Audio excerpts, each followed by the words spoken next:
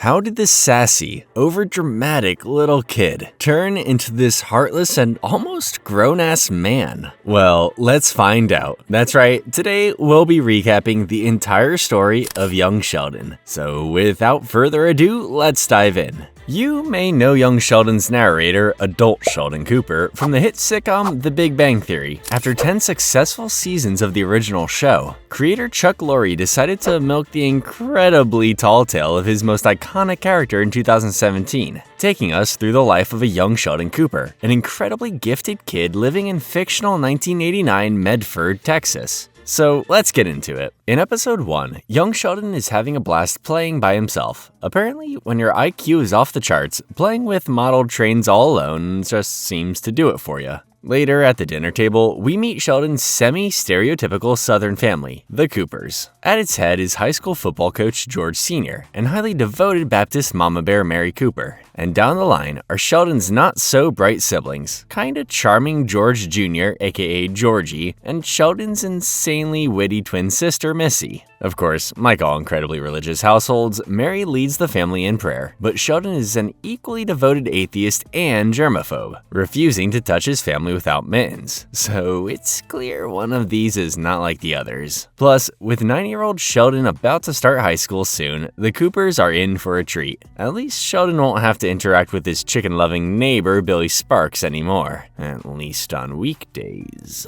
A few days later, it's Sheldon's official first day of high school. And for the love of God, he can't find his bow tie. With Mary turning the house upside down for it, George comes clean, saying he's the culprit behind the missing bow tie. George, of course, is just looking out for Sheldon. He doesn't want his little bro to get bullied for dressing like a dork. Mary's furious at first, until she sees the sketchy high school teens. Now scared for her son, Mary convinces Sheldon to try to blend in. I mean, gotta work with what you got, right? In Georgie and Sheldon's first period, in Ms. McElroy's class, Sheldon starts on the right foot, until his rule-following nature kicks in and he rats out all the kids' dress code violations. Not only that, but no teacher is a big fan of annoying know-it-all Sheldon either. But with high school being the only place for Sheldon's big brain, they're pretty much stuck with him. Turns out, Sheldon's presence is even worse for Georgie. People call him the dumb brother now. That's just plain mean. But after a heartwarming one-on-one between George and Sheldon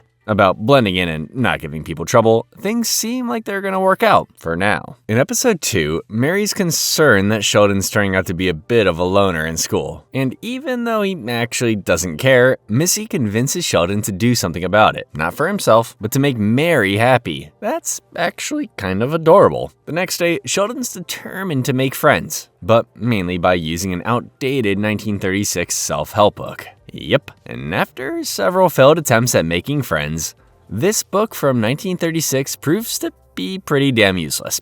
But really, is anyone surprised this didn't work? Later, however, during the book return, Sheldon miraculously manages to make a friend. Score! For his mom, I mean. So Mary invites Sheldon's new science buddy Tam over for a classic Texan dinner. And having a Vietnamese-American boy in a house full of Texas Baptists is as awkward as it sounds. Yeah, different times I guess, but hey, a friend is a friend. In the next episode, we meet the kids' gambling addict and effortlessly cool Mima, who in simplest terms is probably the best and worst babysitter of all time. Who needs a normal cookie-baking grandma? One night, she teaches her little moon pie Sheldon the importance of bluffing, and how people don't exactly show their emotions on their faces. And as a kid with no understanding of social cues, it's pretty groundbreaking for Sheldon. On their next church trip, Mary, Missy, and Sheldon listen to Pastor Jeff's sermon about the existence of God. Of course, Sheldon has to make his atheist thoughts known. But after Pastor Jeff talks about some scientists believing in God, Sheldon begins his own version of a spiritual journey, reading about these scientists and even considering if he could actually believe in God himself. I know, right? The next night, George has a sudden health scare, so he and Mary rush to the hospital, leaving trusty old Mima to take care of the kids. But the Cooper kids don't settle for "it's gonna be okay" comments. So 14-year-old Georgie takes it upon himself to drive him, Missy, and Sheldon to see their dad. And with Mima knocked out after drinking cheap pink wine, it was time to sneak out and hit the road. Meh, at least he's trying. But after realizing they were gone, side note, check out this kid's handwriting. Mima meets the kids at the hospital and joins an anxious Mary. Damn, she's really going through it right now. And while simply looking for the bathroom, Sheldon accidentally peeks inside George's hospital room, where he's immediately traumatized. No one wants to see their dad close to death. He then ironically finds his way to the hospital's chapel, where he finds himself indirectly praying to God. Desperate times call for desperate measures, and lo and behold, George got better. Pretty big scare, and would you believe it still didn't make Sheldon a believer. In the next episode, Sheldon enjoys a nice warm breakfast until he almost chokes to death on a Jimmy Dean sausage. Obviously, he doesn't die, but he's traumatized for a while. Yep, solid foods are a hard no. But when Mima remembers the forbidden technique of blending, everything starts kinda getting back to normal. After weeks, though, Mary and George seek help for Sheldon. On a budget, of course. At the therapist's office, Sheldon discovers what will become a huge part of his personality: comic books. Mutants with superhuman abilities? Sign me up. And Sheldon loves them so much that he escapes from the shrink's office and ends up at his local comic shop. There, he joins his buddy Tam, who happens to have a packet of candy. So, after reading about how the X-Men overcome their fears, he decides to face his own and finally chew that candy. Oh, the power of the Marvel Universe. And I know that's not the DC Universe because I had to watch all of Young Sheldon and all of The Big Bang Theory. In the next episode, while watching a game of college football, the Cooper family finds out about Sheldon's mad statistics skills, and George puts them to good use. He starts picking Sheldon's brain to help his football team, quickly boosting Sheldon's popularity. I mean, come on. But naturally, having everyone pay attention to Sheldon starts pissing off Georgie, and his attitude even gets him grounded. I get it. It is a show all about Sheldon. Later that night, Mima finally wants in on the action and asks Sheldon to help her with her little innocent sports gambling. I'm telling ya, Mima is something else. But this gets put on pause as Sheldon and Missy have to go to bed. Then suddenly, Tam shows up all decked out. Turns out, he wants to piggyback off Sheldon's fame to get into a party. So he sneaks both Sheldon and dressed up Missy out the window and into the high school rager. Pretty soon, they find grounded Georgie out and about, but like a responsible older brother, Georgie takes the twins back home, and weirdly enough, Mary doesn't find out. But with all the popularity, statistics, and staying up late, Sheldon gets his worst grade ever, a B+. Unbelievable. So he naturally takes his life back by ratting everyone out to his mommy, and we know Mary will get done. After all that mess, things go back to normal for both Sheldon and Georgie. It's a win-win. In the next episode, a NASA engineer visits Sheldon's science class, and while we know of Sheldon's IQ, this guy doesn't exactly take him seriously. And when Sheldon poses the crazy subject of possibly landing booster rockets, the NASA guy just plays him off. Now I get why Sheldon Cooper hates NASA engineers. So, like your average 9-year-old kid, Sheldon works day and night, even trying to get money for a new computer, just to prove that NASA idiot wrong. And he works himself to the bone. He even gets an ulcer from all this hard work. Yeah, an ulcer, y'all. But once he's on a nice Zantac prescription, Sheldon finishes up his research, packs it all up, and sends it off to NASA. Unfortunately, though, no one gets back to him for a while. So George pulls through and drives the whole family to Houston to give that NASA idiot a piece of their mind. They gotta work with Sheldon's car sickness, though. I mean, Sheldon didn't get an ulcer for nothing. While at the Space Center, Sheldon finally shows off his work, and what do you know? It's actually possible. But, of course, the technology in 1989 isn't advanced enough yet. Oh well, at least in the future, Elon Musk happens to find Sheldon's work pretty useful. Who would have thought? In the next episode, it's all about barbecue. George desperately wants Mima's famous brisket recipe, but Mima does everything in her power to not only make his life a living hell, but to make sure George gets everything but the real recipe. She even sends him off on a quest to New Orleans for some fake voodoo ingredients. This sparks a pretty intense fight between George and Mandy, making Georgie and Missy think they're getting a divorce. But turns out Sheldon's eidetic memory, kinda like photographic, saves the day. Sheldon remembers Mima told him the recipe when he was a freaking baby. So he threatens to reveal the recipe to put this brisket problem to rest. But before Sheldon spills the beans, Mima and George settle their differences. They're all back to normal. But that, of course, doesn't stop George from getting the recipe from Sheldon later that night. Well, what are you gonna do? In the next episode, George promises Mary that he'll spend more time with Sheldon. So, on his weekend off, George plans a road trip with Sheldon and Georgie to see the space shuttle launch in Cape Canaveral. And with the boys on the road, Missy, Mary, and Mima have a girls' weekend. While Mima and Mary grow just a tiny bit closer, the Cooper boys get some sleep before the big launch. But with Sheldon's luck, looks like it's not his day. George tries to make Sheldon feel better by showing off his weather knowledge, and it works like a charm. And despite the storm, Sheldon actually had the best trip ever. In the next episode, while watching Star Trek, George makes Sheldon tutor Georgie for his big algebra test, promising him a new model train if he keeps Georgie on the football team. Gotta motivate him, right? But after Georgie cheats his way to a B, Sheldon feels guilty for not telling the truth. Seeing as everyone's happy though, Sheldon realizes he can bend the rules to do some succeeding of his own, much like Captain Kirk used to do. So with that, Sheldon tells all sorts of lies, like pretending to have a testicular hernia to get out of gym class. Damn, he's actually pretty smooth. But after his parents and Mima get word of his lying, his plans fail. So he's forced to make it up to people, but hey, it was fun while it lasted. In the next episode, high school's not turning out to be enough for Sheldon, as he can practically teach the class. Luckily, Mary and George hear about Sheldon possibly getting a full ride to a fancy schmancy private school instead. No more public education! But the catch is, Sheldon's gonna have to live with another family during the week, especially since it's 3 hours away. Mary, George, and Mima are not exactly fans of this idea, but since it's a good opportunity, they hold back tears and pack Sheldon's bags. But literally hours after dropping Sheldon off, Mary's just not feeling it anymore. I mean, that family he's with could be full of psychos for all we know. Funny enough, Sheldon too is feeling a little homesick, and after missing Sheldon a little too much, George bites the bullet and makes the long drive to Dallas to pick him up. Thankfully, after not liking his host's hippie music taste, Sheldon couldn't wait to get out of there. Sucks for Sheldon's teachers, though. In the next episode, Tam introduces Sheldon and Billy to the magic-filled game of Dungeons and Dragons, but as a true Baptist, Mary doesn't exactly like it because of the occasional demon, you know? So she seeks help from Pastor Jeff, who encourages Sheldon to attend Sunday school. That way, Sheldon can use his science brain to learn about baptism and see what all the fuss is about. And Sheldon actually delivers. He even reads the entire Bible. Mary's probably thinking, hallelujah, but afterwards he's ready to continue learning about other religions. That obviously ruffles some feathers with Mary. I guess she didn't see that one coming. But after interviewing a Catholic, a Mormon, Mima's current Jewish boyfriend, and reading God knows how many books, religion makes its way into Sheldon's dreams. He then imagines God talking binary numbers, 1 and 0.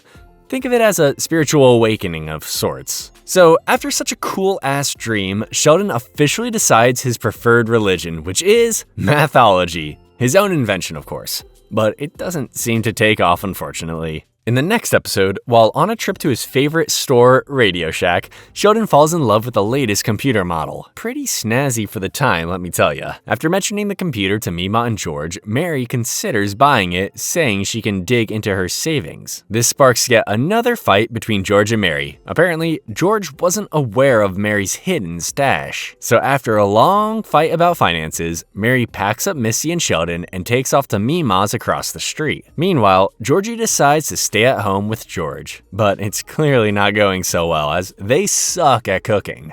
Later that week, Mary pulls the trigger and gets Sheldon the snazzy computer. Wait, he gets a computer and I get a lousy toy? I hear you, Missy. That night, after Sheldon asks the AI feature how to fix his parents' marriage, Mary finally heads over to hopefully patch things up. And George had the exact same thought. So, no more living at Mima's. At least everyone's getting a kick out of the new home computer. In the next episode, it's flu season, Sheldon's worst nightmare. So after Ms. McElroy sneezes during class, Sheldon quickly rushes out the door, which leads him to detention. And after Mr. Givens sneezes during detention, Sheldon pieces out again, earning him a week's suspension. But of course, this only gave Sheldon more free time to kick his germaphobeness into high gear, even making the garage into a safety zone. Mary almost loses it with this kid, but Mima stays cool, convincing Sheldon that Texans are just too strong to be afraid of germs. Thankfully, that does the trick, but Sheldon ends up catching the flu anyway.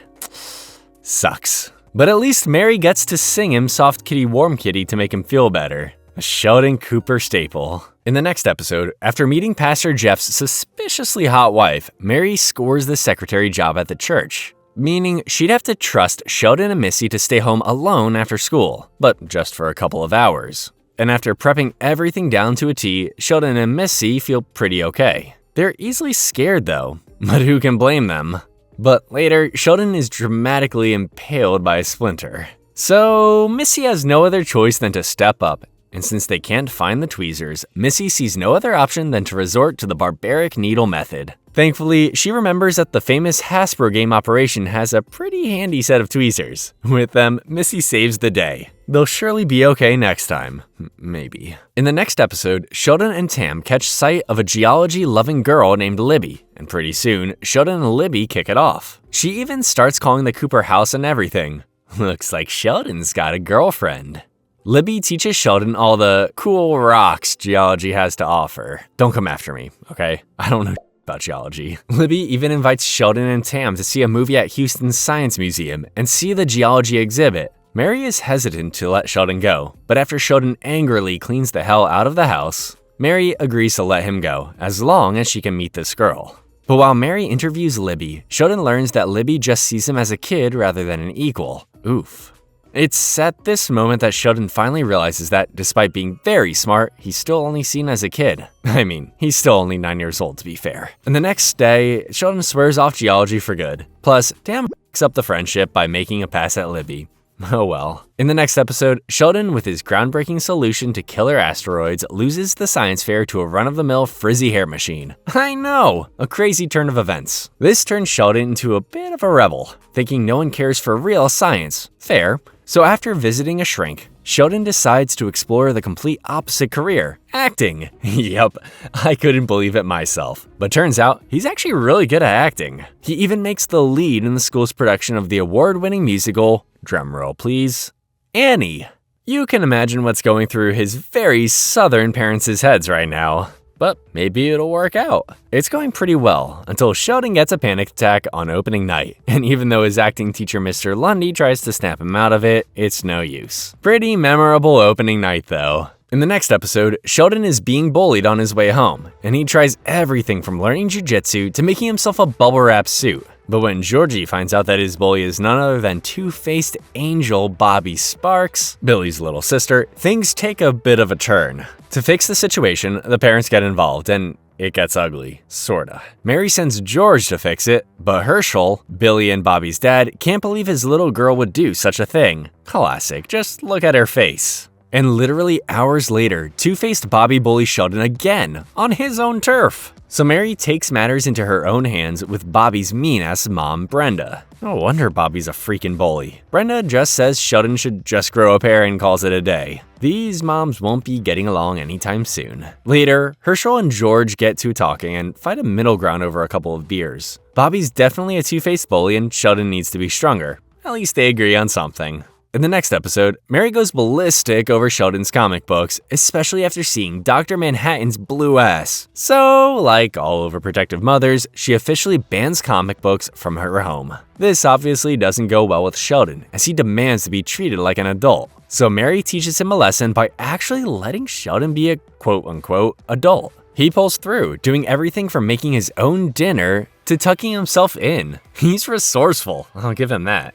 Sheldon even looks into applying to college out of spite. But later, while working to pay for his college applications, a massive tornado hits Medford. And a storm like that calms everyone down, finally putting Mary and Sheldon's fight to rest. At least they all make it out okay. In the next episode, Sheldon's kinda over the whole high school thing, so he wants to try out college. Turns out he's pen pals with a professor out in East Texas Tech and is invited to audit his theoretical physics class. It's up to Mima to take Sheldon to that class. On Sheldon's first day, Mima ends up meeting this famous Sheldon-like professor, Dr. Sturgis, who falls for Mima pretty damn quick. After class, Dr. Sturgis even shoots his shot and asks Mima on a date. Sheldon quickly gives them his blessing, but Mima is a little hesitant at first. Right before the date, Sheldon gives Dr. Sturgis some tips to win over Mima. Sheldon's really playing matchmaker here. And despite being a little odd and not knowing how to drive, it kinda works. It seems like Mima is starting to fall for the bicycle riding Dr. Sturgis. He even gets Mima a purple bicycle of her own. Damn! Dr. Sturgis got game. In the next episode, Sheldon comes face to face with one of his many phobias, dogs. Apparently, the Sparks are pet-sitting a dog, but it always finds its way into the Coopers' residence. That night, the dog even manages to get inside the house. And the fight between Mary and Brenda continues as Mary complains about the dead squirrel in her living room. Well, kinda dead. But this time, Mima butts in, trying to find a middle ground. She talks to Brenda about Mary always being stressed with a special kid like Sheldon, and how Brenda can relate since she's got Billy. Not the best move for Mima, but I'd say Mima won the fight. And to not put Mima through another fight, Sheldon tries to beat his phobia head on. Later, after the kids misbehave at Sunday school, Pastor Jeff calms everyone down and kind of forces Mary, Mima, and Brenda to apologize. For the sake of the kids, of course. But this rivalry looks like it's far from over. And side note, Sheldon doesn't exactly beat his phobia, but at least he tried. In the next episode, Sheldon invites Dr. Sturgis for dinner and desperately plays Cupid. He interferes in their possible relationship so much that even Mima tells him to take a hike. This obviously doesn't stop him from spying on her date with Dr. Sturgis, though. And while Mary and George have their separate nights bonding with Georgie and Missy, Mima and Dr. Sturgis have a pretty successful date. But after Mima pulls the good ol' spend the night trick, Dr. Sturgis flat out declines it. I know, right? Later that night, Mima confronts Dr. Sturgis about it. He tells her that he didn't want to seem so forward or make her feel uncomfortable. Damn, these are the moves I'm telling ya. And they do bang. Pretty successful night for all the Coopers, I guess. In the season finale, Mima runs into a bit of a hiccup. Do you remember her Jewish boyfriend Ira from episode 11? Well, he's back. But after finding out about Dr. Sturgis, he's about to fight for Mima. But only after breaking up with Ira did Mima realize she's falling in love with Dr. Sturgis, and Sheldon couldn't be happier. Later, Dr. Sturgis confronts Ira about trying to take his woman. Things could get pretty intense. Just kidding. They're kinda buddies now, but Dr. Sturgis messing with Mima's love life really pisses her off. Dr. Sturgis definitely crossed the line. This gives Sheldon a pretty bizarre but sometimes practical idea. Relationship agreements. And if you're a Big Bang Theory fan, finally, we know the lore. In the second season premiere, Sheldon hears a hell of a high-pitched noise coming from the fridge. And since he can't take it anymore, he decides to tear the entire fridge apart. And what's worse is that calling a professional to fix this mess will cost way too much, and George is pissed. Oh, this just went too far. George even looks Sheldon straight in the eye, tells him he's disappointed and that Sheldon will pay him back every last cent. Yep, pretty heated. Later, Sheldon decides to take on the paperboy gig to come up with enough money. And it proves to be a lot harder than it sounds. Every day, Sheldon wakes up at 5 and has to deliver the papers, rain or shine. And he does it for a while, long enough to make him a tired jerk to his family. George then sees that Sheldon has finally learned his lesson. Money doesn't grow on freaking trees. So George empathizes with him, teaching Sheldon that anger shouldn't be taken out on his family. So they make up. It's a happy ending after all, especially after Sheldon delegates his paperboy duties to Billy. In the next episode, Sheldon's got competition. An equally smart 10-year-old girl named Paige joins Dr. Sturgis' class, making him super jealous. Looks like he's not the smartest person in the room anymore. That night, Mary hears from Dr. Sturgis that Paige's parents want to meet the Coopers. And while Mary's excited at possibly having new friends, Sheldon would rather die. So, using Star Trek character Spock as inspiration, Sheldon hides his hatred for Paige deep down. And I mean deep down, at least for Paige's visit. Later, during Paige's visit, we also meet her obnoxiously perfect on the outside parents, Barry and Linda Swanson. But after listening to how perfect Paige is, Mary and George start getting kinda annoyed themselves. We also meet Paige's sister Erica, who's really a female version of Georgie. At least the siblings are getting along. And back to Paige and Sheldon, it seems like they're finally getting along after some thoughtful science conversation. Maybe he misjudged her. Wrong. After she beats Sheldon at chess, his jealousy can't be bottled up anymore. In the next episode, Mary has an existential crisis. After a young girl passes away in a car accident, Mary tries not to lose all hope, but her faith eventually goes to She even stops praying before dinner. But afterward, Sheldon surprisingly says something pretty damn thoughtful. If there even is a God, Sheldon's glad he put Mary and him together. And after this, it all goes back to normal. Damn, this episode got to me a little bit. In the next episode, it's tax season, which means Sheldon is getting the Coopers a hell of a refund. But as Sheldon digs into George's checks, Sheldon finds one missing. George assures him it's nothing, just some money he lent to a friend. He makes Sheldon keep it a secret from Mary, but since the kid can't lie, Sheldon goes crazy and a little constipated, avoiding his mom at all costs. George then heads over to Mima, and it's revealed that she's the one who borrowed the money. George tries reasoning with her to come clean, but Mima blackmails him to shut him up. But Sheldon is going through with it. He even suggests having a sleepover at Tam's to avoid Mary. Thankfully, Tam pulls a Catholic move and makes an at-home confession experience, so Sheldon lets it all out, literally. After the sleepover, Sheldon tells his dad he can't see him as a role model with all his lying. That was the last straw. Finally, George confesses to Mary. Turns out, Mima took Georgie to a bar, and because Mima got hammered, Georgie drove. But after getting pulled over, Mima switched seats with Georgie, so George had to bail Mima out. Long story short, nothing slides during tax season. In the next episode, Dr. Sturgis tells George about a twin experiment perfect for Missy and Sheldon. Nothing too crazy, just some tests. But the catch is, they get paid $50 an hour. So after convincing Mary and the twins of the idea, they are off to Houston. During the first part of the exam, Sheldon obviously bests Missy on the academic portion, but then Missy ends up crushing the emotional intelligence test. I mean, she's witty as hell, so it makes total sense. But during the interview with Missy, Mary realizes she barely pays attention to her daughter. So, to treat her, Mary lets Missy choose where to eat for dinner. There goes the experiment money. In the next episode, it's almost Halloween, and Pastor Jeff gives Mary the job of revamping the church's haunted house, formerly known as Hell House, or as Mary now calls it, Heck House. Yep. Sounds about right. So she calls in Mr. Lundy to help with his snazzy theater experience. Meanwhile, Georgie falls for a smoking, rebellious teen with a reputation named Veronica Duncan, and they seem to hit it off. During the week, Lundy completely takes over Heck House like an asshole, leaving Mary's idea in the dust. On Halloween night, the haunted house is a success, making lots of money. But no one really seems interested in joining the church. Much later, Georgie's about to get lucky, but Veronica decides to stop by the Heck House. There, she gets super traumatized and rushes to Mary. From that day on, she decides she wants to lead a good Christian life. Meanwhile, Georgie's still a virgin. In the next episode, George takes Sheldon to a lecture at the Science Museum, where he runs into his clueless rival, Paige. Meanwhile, George is having a nice time all by himself, but as he tries to watch the game, Paige's mom, Linda, shows up. Turns out she and her husband are probably getting a divorce. I guess not a perfect couple now, huh? Later, Paige's dad, Barry, also shows up. He too ends up venting to George. Damn, he just wants to watch the game.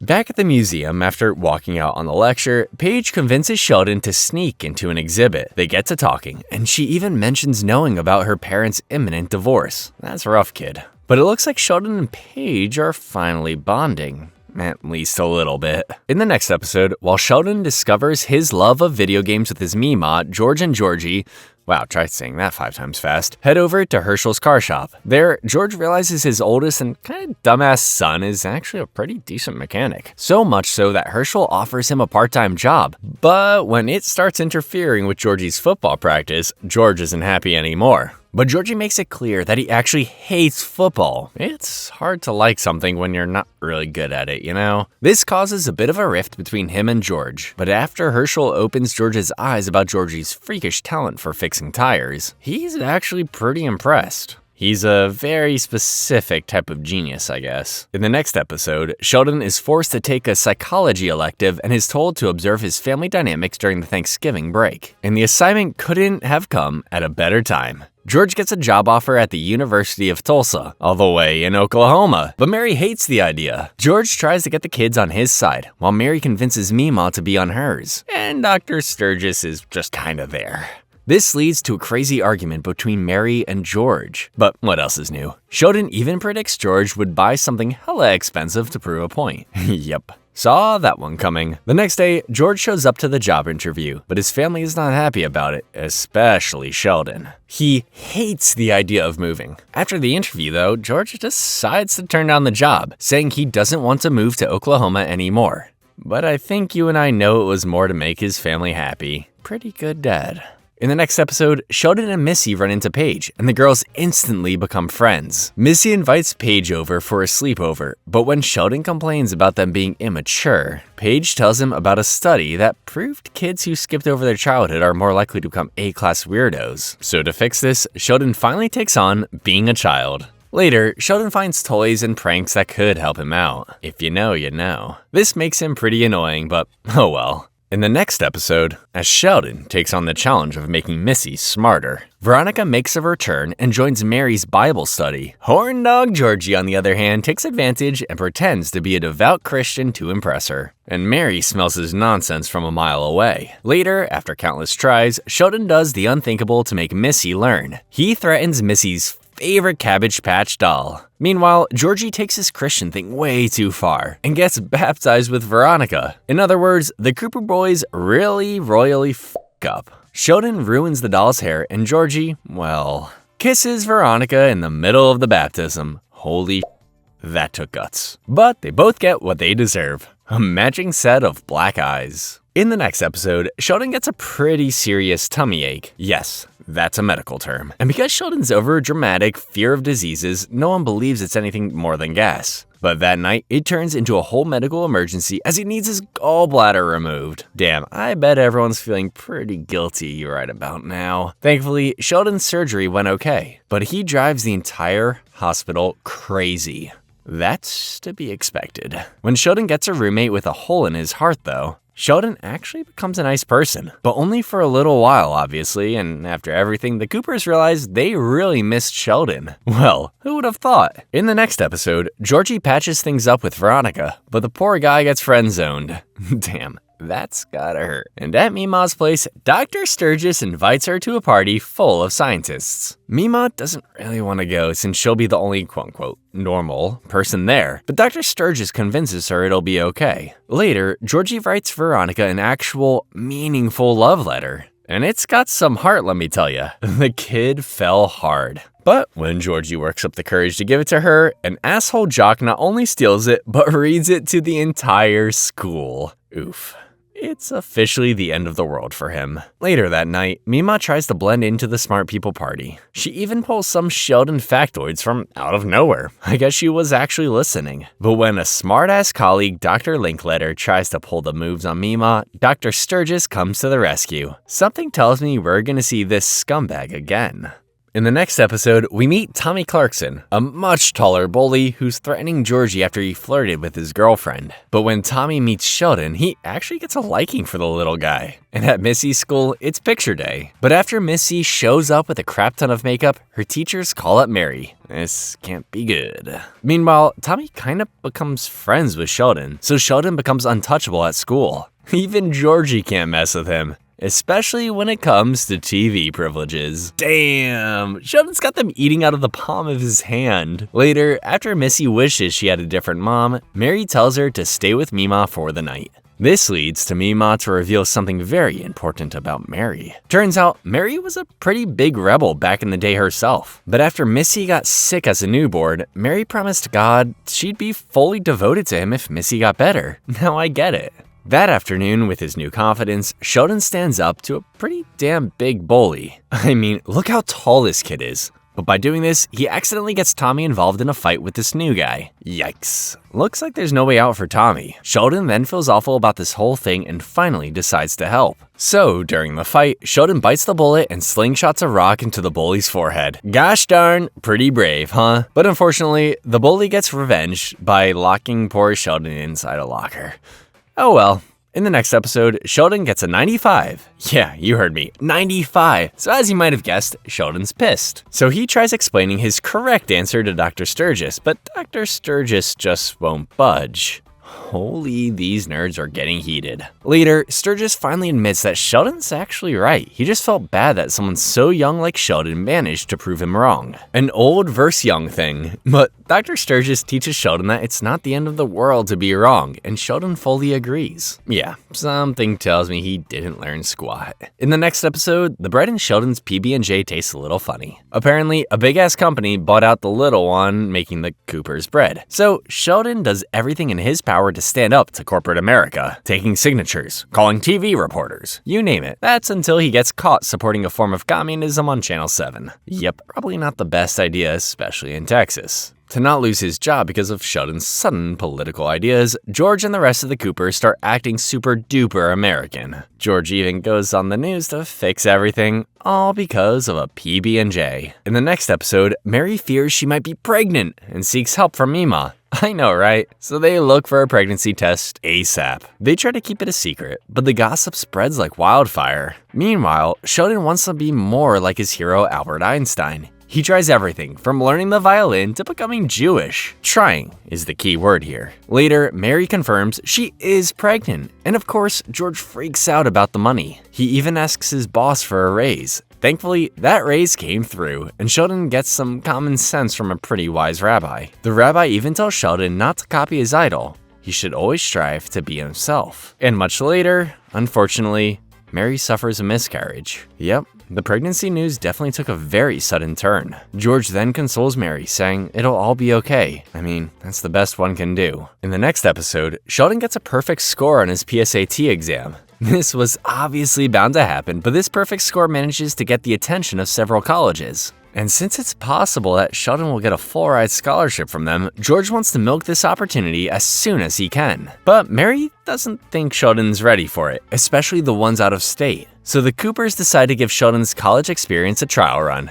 They send Sheldon to live with Dr. Sturgis and, hopefully, attend East Texas Tech full-time. At first, it's all pretty damn perfect for Sheldon. But after Sheldon has a nightmare, gives Dr. Sturgis a possible concussion, and almost burns down the building, it was a definite never again for Sheldon and Dr. Sturgis. So that same night, Sheldon heads home with Mary and his family.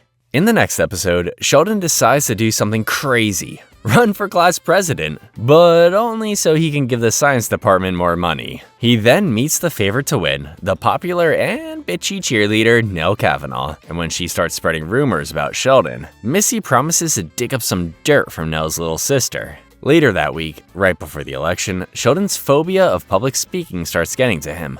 But after hearing some inspirational words from George, Sheldon feels confident he'll win without any cheap tricks. Missy delivers the dirt as promised though, just in case. During her speech, Nell Kavanaugh's approach is to diss Sheldon for not liking football and not believing in God. It's a school in Texas, what do you expect? Then it's Sheldon's turn and he's scared. At the podium, he finally reads Missy's info and reveals that Nell is a Yankee. That's right, a Yankee. Remember, we're in Texas. And with that, Sheldon wins by a landslide. He's still annoying as hell though. In the next episode, Veronica moves in with the Coopers for a while because her mom's boyfriend Clint is a drunken, abusive scumbag. And to make her feel welcome, Georgie cleans up his entire room and everything. Impressive. And Veronica fits right in. Later, Dr. Sturgis and Mima go out for their first-year anniversary. Dr. Sturgis even recreates their first date. Pretty adorable, actually. Then, he suddenly proposes to Mima, but she flat out rejects him, saying she doesn't want to get married again. Well, that backfired. Dr. Sturgis just wants their relationship more official. Poor guy. Also that night, Veronica officially falls for Georgie. He might actually have a shot. But Veronica doesn't act on her feelings for Georgie. Things are too complicated in her head right now. Meanwhile, Dr. Sturgis avoids Mima at all costs. And she really feels guilty for all this. That night, Clint, the drunken scumbag, shows up and wants to take Veronica back home. So naturally, Georgie stands up to him, and George, well, beats his ass. And the next day, to make it up to Dr. Sturgis, Mima buys an ad in the paper showing that they are, in fact, in an official romantic relationship. Close enough. In the next episode, well, remember Pastor Jeff's hot Latino wife? Yeah, they're not gonna make it. They don't even speak anymore. So Mary invites Pastor Jeff over for dinner to cheer him up. But during dinner, he can't seem to stop crying. Oh dear God. After talking it out though, and a whole lot of crying, he's ready to go back home. Mary and George couldn't be happier. But Pastor Jeff convinces Mary to go with him and help him talk to his wife. This should be interesting. At Pastor Jeff's house, the hot wife leaves Pastor Jeff a note saying she's officially leaving him. Oof, tough break, but it was to be expected, you know? Later, Pastor Jeff drives Mary back to her place, but he ends up running a red light and gets pulled over. but it seems like the cop's hot for the pastor. I guess things are finally looking up for him. In the season finale, Sheldon and Dr. Sturgis set up a radio to tune in on the Nobel Prize winners later that week. And while they set up, Sheldon talks about possible winners. Dr. Sturgis mentions that many people who deserve the Nobel Prize never actually get close to winning it. That night, Mima catches Dr. Sturgis out in the yard, taking out weeds in the middle of the dark. Strange. At school, Sheldon invites the entire school to his Nobel Prize listening party at 5 a.m. Yeah, I don't think anyone will show up either. Meanwhile, Mima is worried for Dr. Sturgis because his strange behaviors don't add up. Mima hears about him causing problems with security at the university, and she even finds weird markings and notes everywhere. And much later, after missing dinner, Mima calls that asshole Dr. Linklater from the university to see if he knows where Dr. Sturgis ran off to. Apparently, Sturgis is known for his unstable and random mental health scares. That's not a good sign. Mima looks for Dr. Sturgis at his apartment, but with the door to the roof open, Mima is not just worried anymore, she's terrified. Mima finds Dr. Sturgis doing Tai Chi on the roof, speaking nonsense and bringing her to tears. Damn, he's really far gone. The next day, very close to 5 a.m., Sheldon sadly realizes everyone's a no-show to his party. He bawls his little eyes out, realizing he's really got no one. But we then get to see where his future friends are at that very moment. Things will certainly get better for Sheldon one day. In the third season premiere, Dr. Sturgis is officially in a mental institution, and everyone knows except the Cooper kids, including Sheldon. After what happened, Mary is really worried Sheldon's gonna turn out exactly like Dr. Sturgis. So she gets a mental health book to learn about this kind of stuff. But when she starts asking Sheldon some questions, he thinks Mary is the one with hidden mental problems. Oh boy. After Mary comes clean about her worries regarding Sheldon's mental health, still not talking about Dr. Sturgis by the way, Sheldon gets all offended and starts acting like a little brat. So at the shrink's office, Mary decides to tell Sheldon the truth. She reveals Dr. Sturgis's mental state and how much he and Sheldon have in common, making her worry Sheldon will end up like Dr. Sturgis. Sheldon then feels bad for making her worry. They finally patch things up and have a heartwarming moment. In the next episode, since Dr. Sturgis's college class is no longer a thing, Sheldon starts skipping his regular classes to teach himself everything that fits inside his hidden little broom closet. But after Sheldon gets caught by George, Mima suggests that Sheldon take Dr. Linklater's physics class instead. And as a favor to his crush, Mima, Dr. Linklater couldn't agree to teach Sheldon fast enough. The old man really doesn't know what he's in for. Later, during Dr. Linklater's class, Sheldon can't stop contradicting him. What else is new? But at least Sheldon's getting something out of it.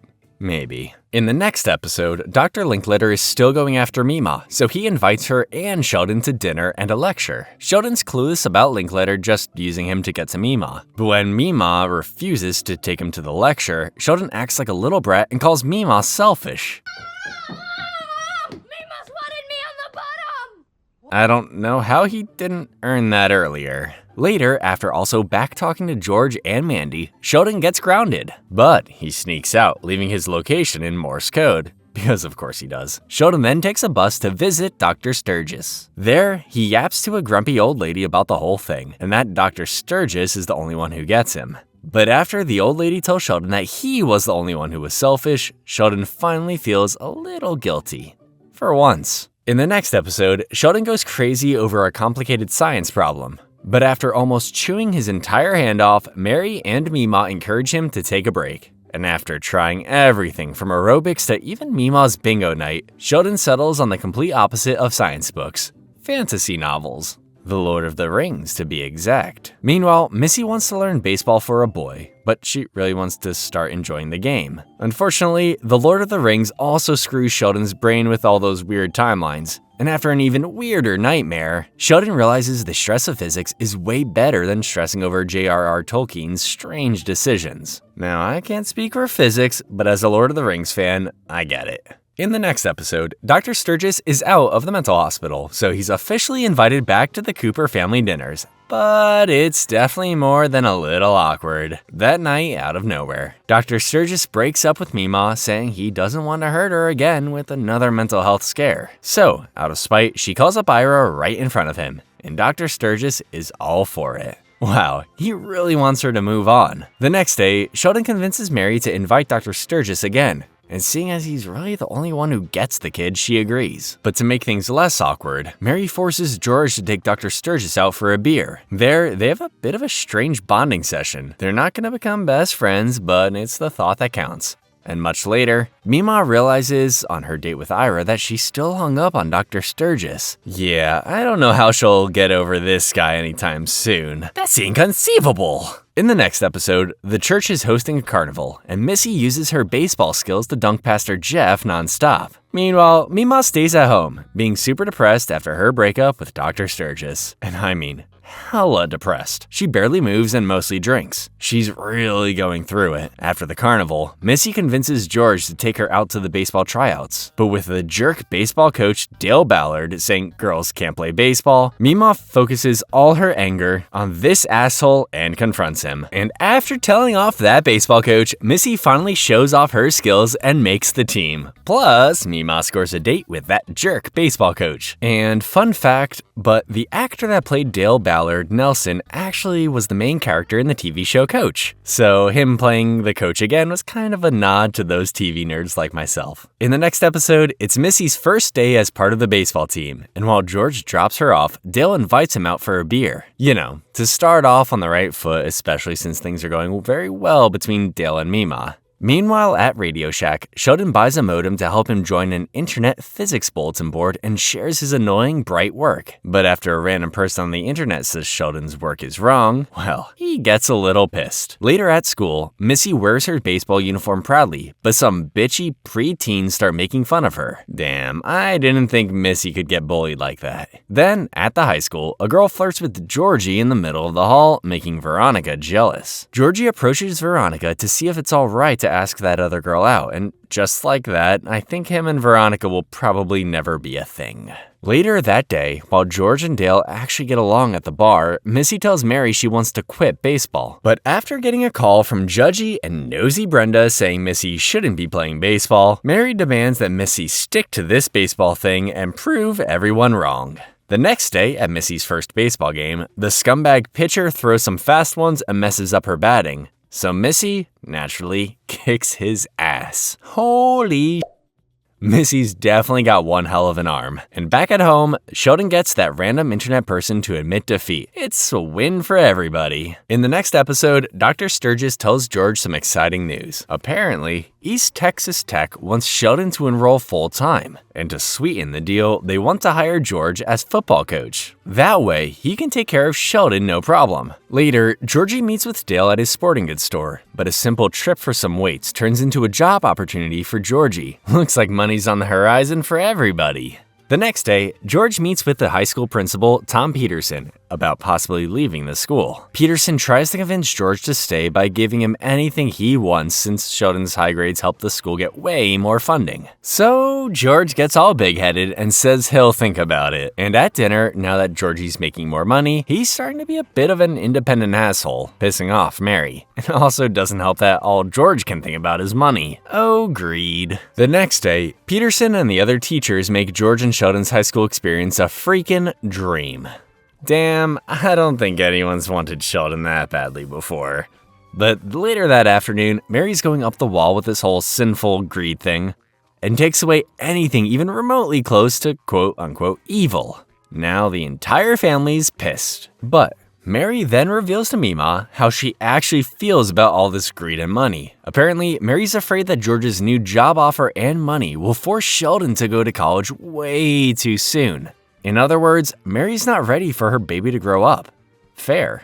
And after talking about it, George and Mary decide to wait a little longer on Sheldon's going to college. In the next episode, Missy gets an invitation to Billy's birthday party. But when Mary realizes Sheldon didn't get one, she confronts her bitchy neighbor Brenda, who makes it clear she doesn't want a weirdo at her son's party. And in other news, Mima's still avoiding Dr. Sturgis at all costs. Yep, it'll be awkward for a while. To get back at Brenda, Mary manipulates Pastor Jeff's sermon to make Brenda feel like shit for not being neighborly. Pretty smooth move from Mary, you gotta admit. And back at the house, Dr. Sturgis calls and tries to invite George out for drinks. but George clearly doesn't want to, so Dr. Sturgis gets the hint and coldly hangs up the phone. That afternoon, Brenda finally gives in and delivers an invitation for Sheldon, but turns out Sheldon doesn't even want to go. But Mary forces him to go because not only would she then feel embarrassed after this whole mess, but Sheldon needs some social interaction every once in a while. And while Mary worries about Sheldon being alone in the future, George feels guilty and calls up Dr. Sturgis, inviting him to watch the game. On the day of the party, Sheldon dresses up and pretends to be Spock out of spite.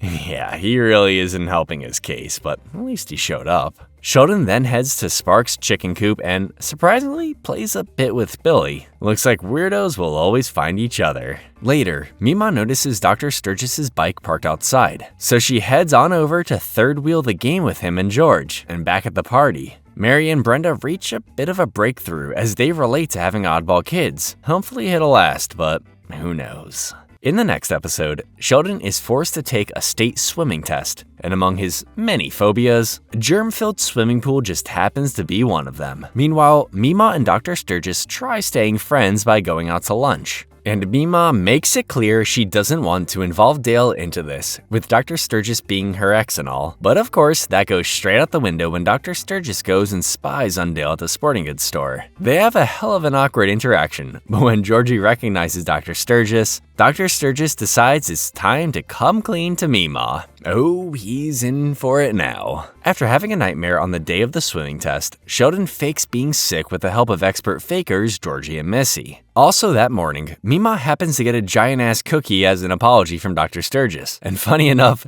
Dale also gets a cookie. Later in the day, Sheldon feels mad guilty. He even tries to get sick for real by having cold-ridden Billy Sparks touch his face. Yep, guilty as hell. Later that night, Dale and Mima go out on a date, where Dale can't seem to stop making fun of Dr. Sturgis, but Mima puts a stop to it pretty quickly. Nobody messes with Sturgis. By the end of the day, Sheldon confesses to faking his sickness the entire day, but Mary ends up forgiving him, thankful he came clean. Funny enough, Sheldon gets what he deserves for lying and ends up getting sick anyway. He even infects the entire school. Pretty unlucky, I gotta say. In the next episode, remember Officer Robin, the cop who hit on Pastor Jeff in Season 2, Episode 21? Yeah, well, they've been dating for a while, and they're very horny. So the next step is to put a ring on it. You know what I meant. So they ask Mary to help with the wedding planning. To focus on that, Mary asks George to take care of the kids for a bit. It'll be the classic clueless dad sitcom trope. The next day, everything's going on in the Cooper household.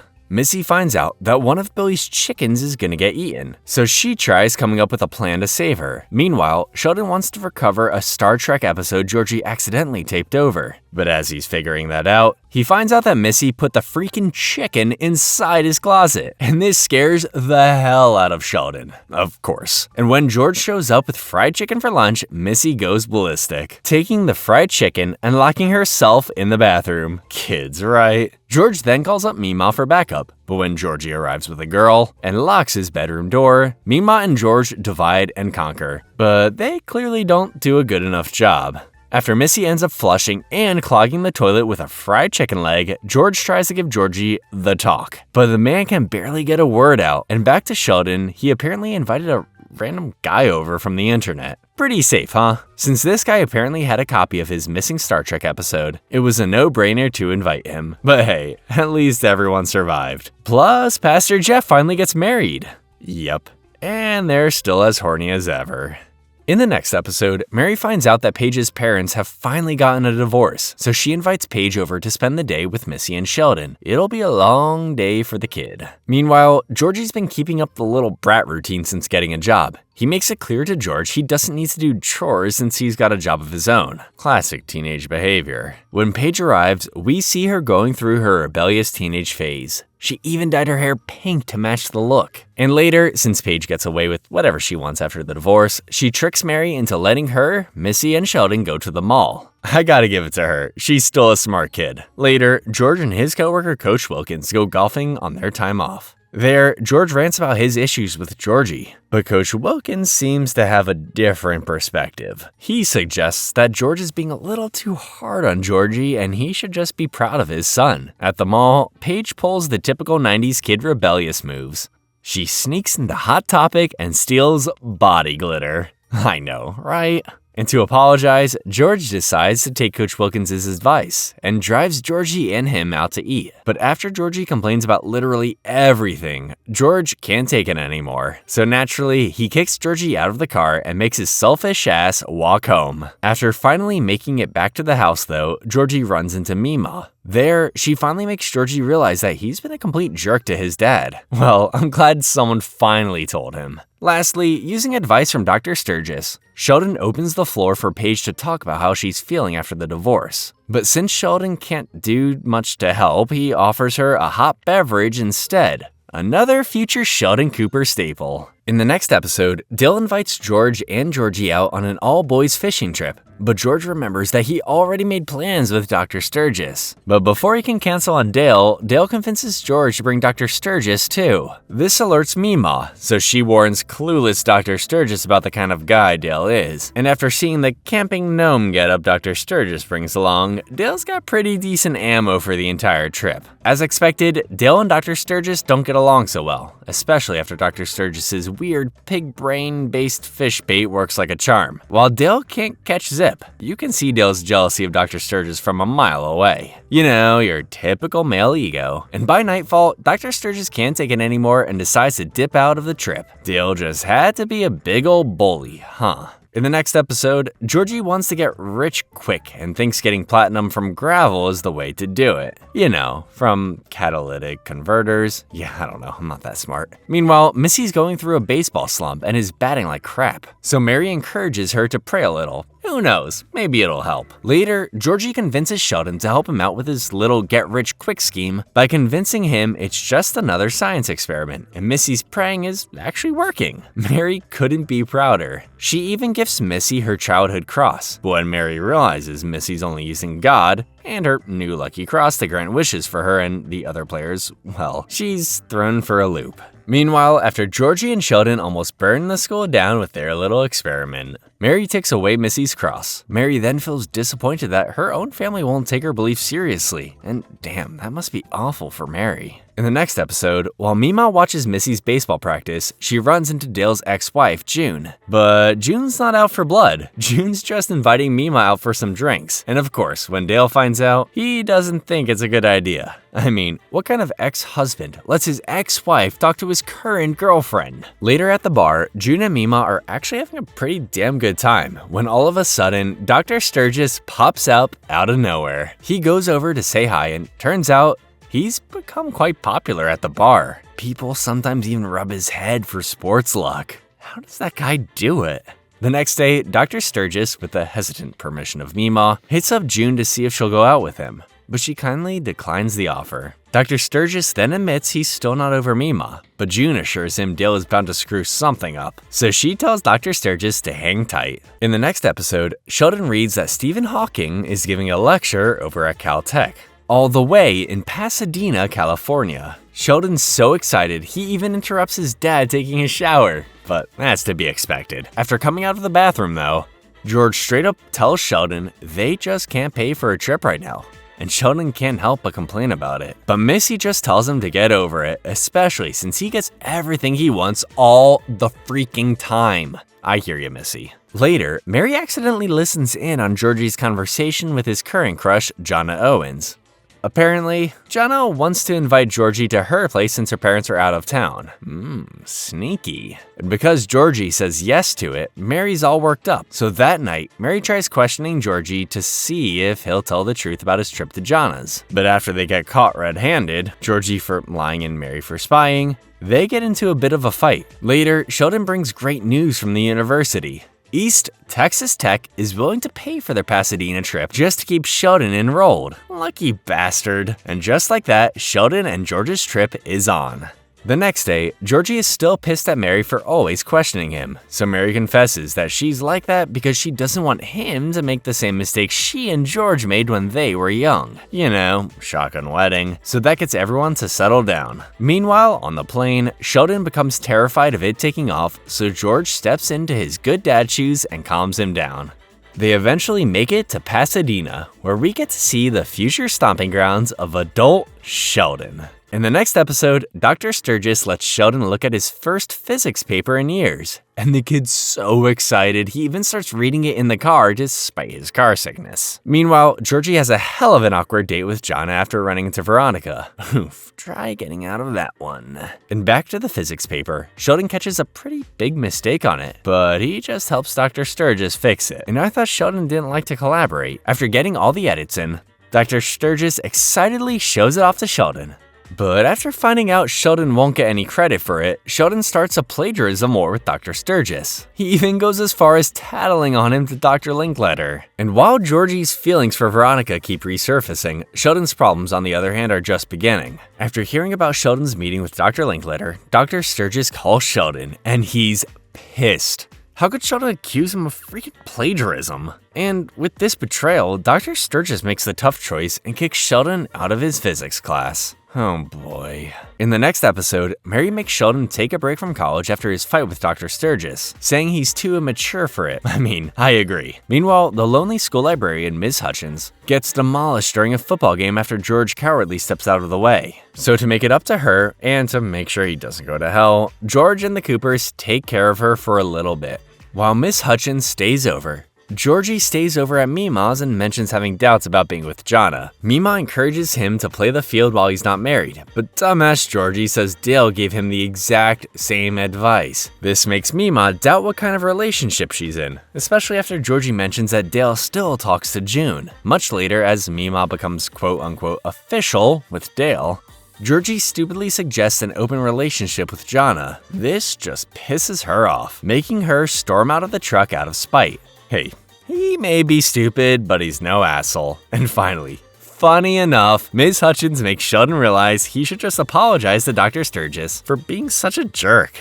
But Mary still doesn't change her mind about college, at least for now. In the next episode, the house next door to the Coopers is getting sold, and Sheldon freaks out about possibly getting a new neighbor. So Sheldon checks out the open house and finds failed actor Mr. Lundy as the real estate agent. Turns out, Sheldon's odd and intrusive questions start driving away the majority of buyers, so Lundy agrees to sell the house to someone Sheldon approves of. Good luck with that. Meanwhile, at church, Pastor Jeff mentions to Mary that he and his cop wife are interested in buying the house. But Mary doesn't want to live next to her boss. She's not crazy. And even though she doesn't flat out say it, Pastor Jeff gets the memo and gets a little butthurt. But later, Mary comes to her senses and encourages them to apply. And Pastor Jeff and Officer Robin end up getting the house. Plus, they're expecting a baby. Sheldon's worst nightmare. In the next episode, Mima and Dale plan to go on a bit of a romantic trip to Louisiana over the weekend. So Dale pulls the trigger and leaves Georgie in charge of the store. And he actually does a pretty good job on his own. Georgie is turning out to be a pretty damn good salesman. Unfortunately, while Georgie is distracted by a customer, the store gets robbed of more than $400. And in the 90s, trust me, that's a lot of money. And to make matters worse, Dale is having such a good time with Mima, he jumps the gun and proposes to Mima out of nowhere. She immediately declines the offer. Damn, Mima's turning them and burning them. Back in Texas, Georgie decides to make things right by giving Dale his entire life savings. But after getting rejected, Dale doesn't give a shit about Georgie making up for his dumb mistake, and he fires Georgie on the spot.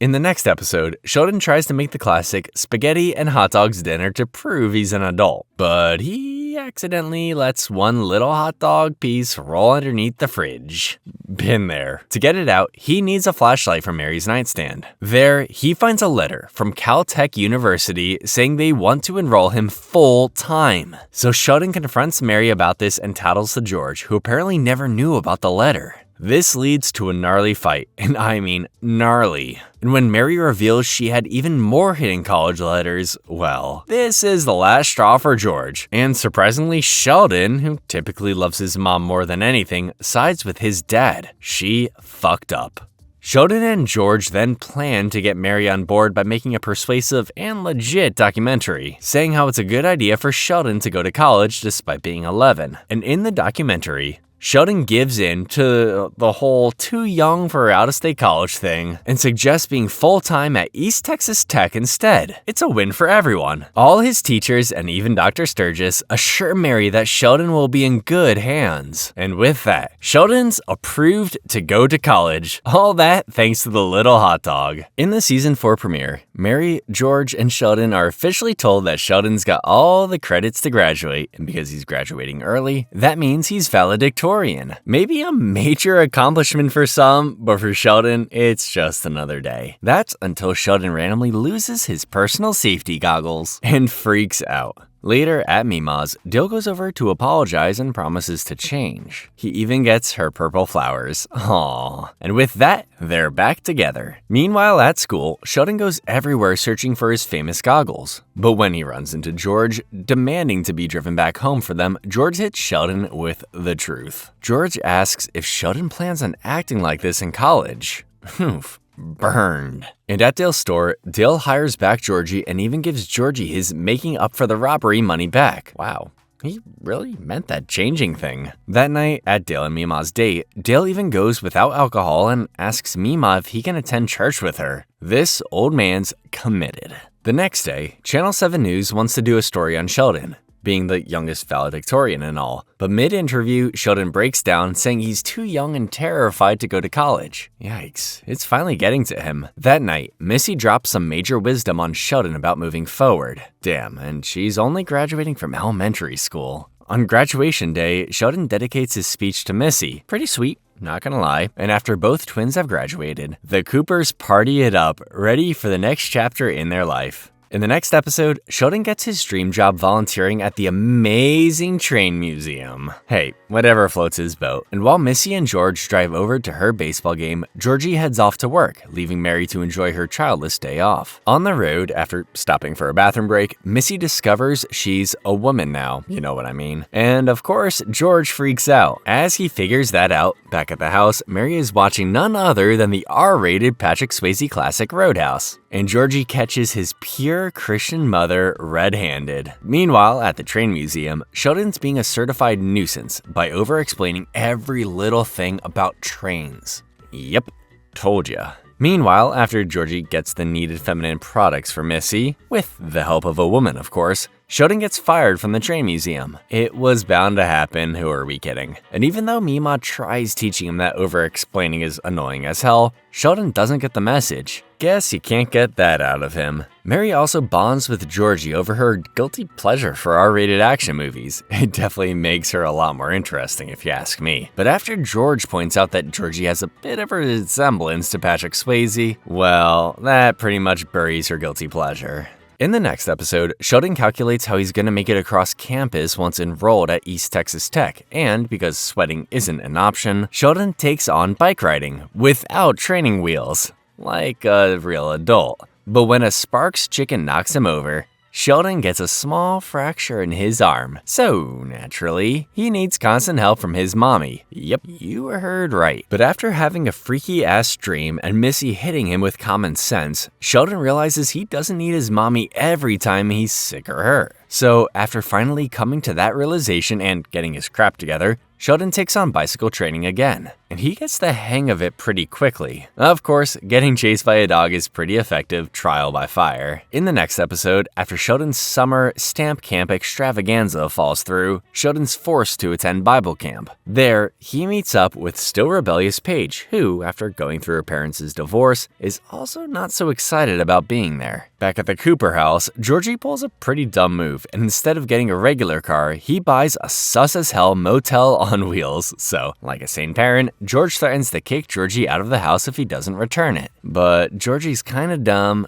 clueless, and careless, so he says he'll just crash in his van instead. Yep, not a good look. Back at Bible camp, Sheldon and Paige start getting along. But when she starts winning during Bible trivia, Sheldon's determined to be the best pretend Christian and studies up. That night, Georgie is having a pretty peaceful night in his new home, up until a rat becomes his new roommate. It's like the universe is trying to say something. The next day at Bible camp, Sheldon tries to piss off Paige, but when competing and annoying her don't work, Sheldon pulls out the big guns. So, like a dumbass, Sheldon pokes fun at Paige for maybe being the reason for her parents' divorce. Damn, dude. This not only does the trick, but it also earns him a gnarly black eye. Fully deserved. And back to Georgie, that night he tries to pick up Jonna for a date, but after her sane dad tells Georgie to kick the rocks, Georgie finally makes the mature decision to return that sus-looking van. In the next episode, while taking care of the sporting goods store, Georgie's blood drops when Jonna shows up and tells him she might be pregnant. Seems like returning the sus van wasn't the only problem.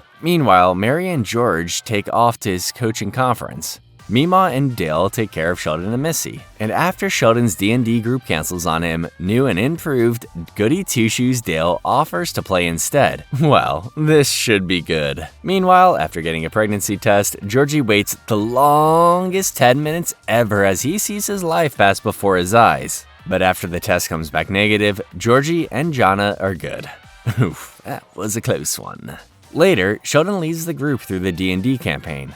But after Dale tries to act righteous, even in the freaking game, Meemaw's had enough of this fake-ass Dale. Dale reveals he's still pissed about Meemaw rejecting his wedding proposal. But after Meemaw makes it clear that nothing he does will change the fact that she won't get married again, Dale gives up the good guy routine. We're officially back to normal. In the next episode, summer is coming to an end, and Dr. Sturgis makes an important call to Mary. Apparently, Dr. Sturgis took a job over at Waxahachie, Texas, to work on a government-funded super collider. Holy shit, this guy's getting to work.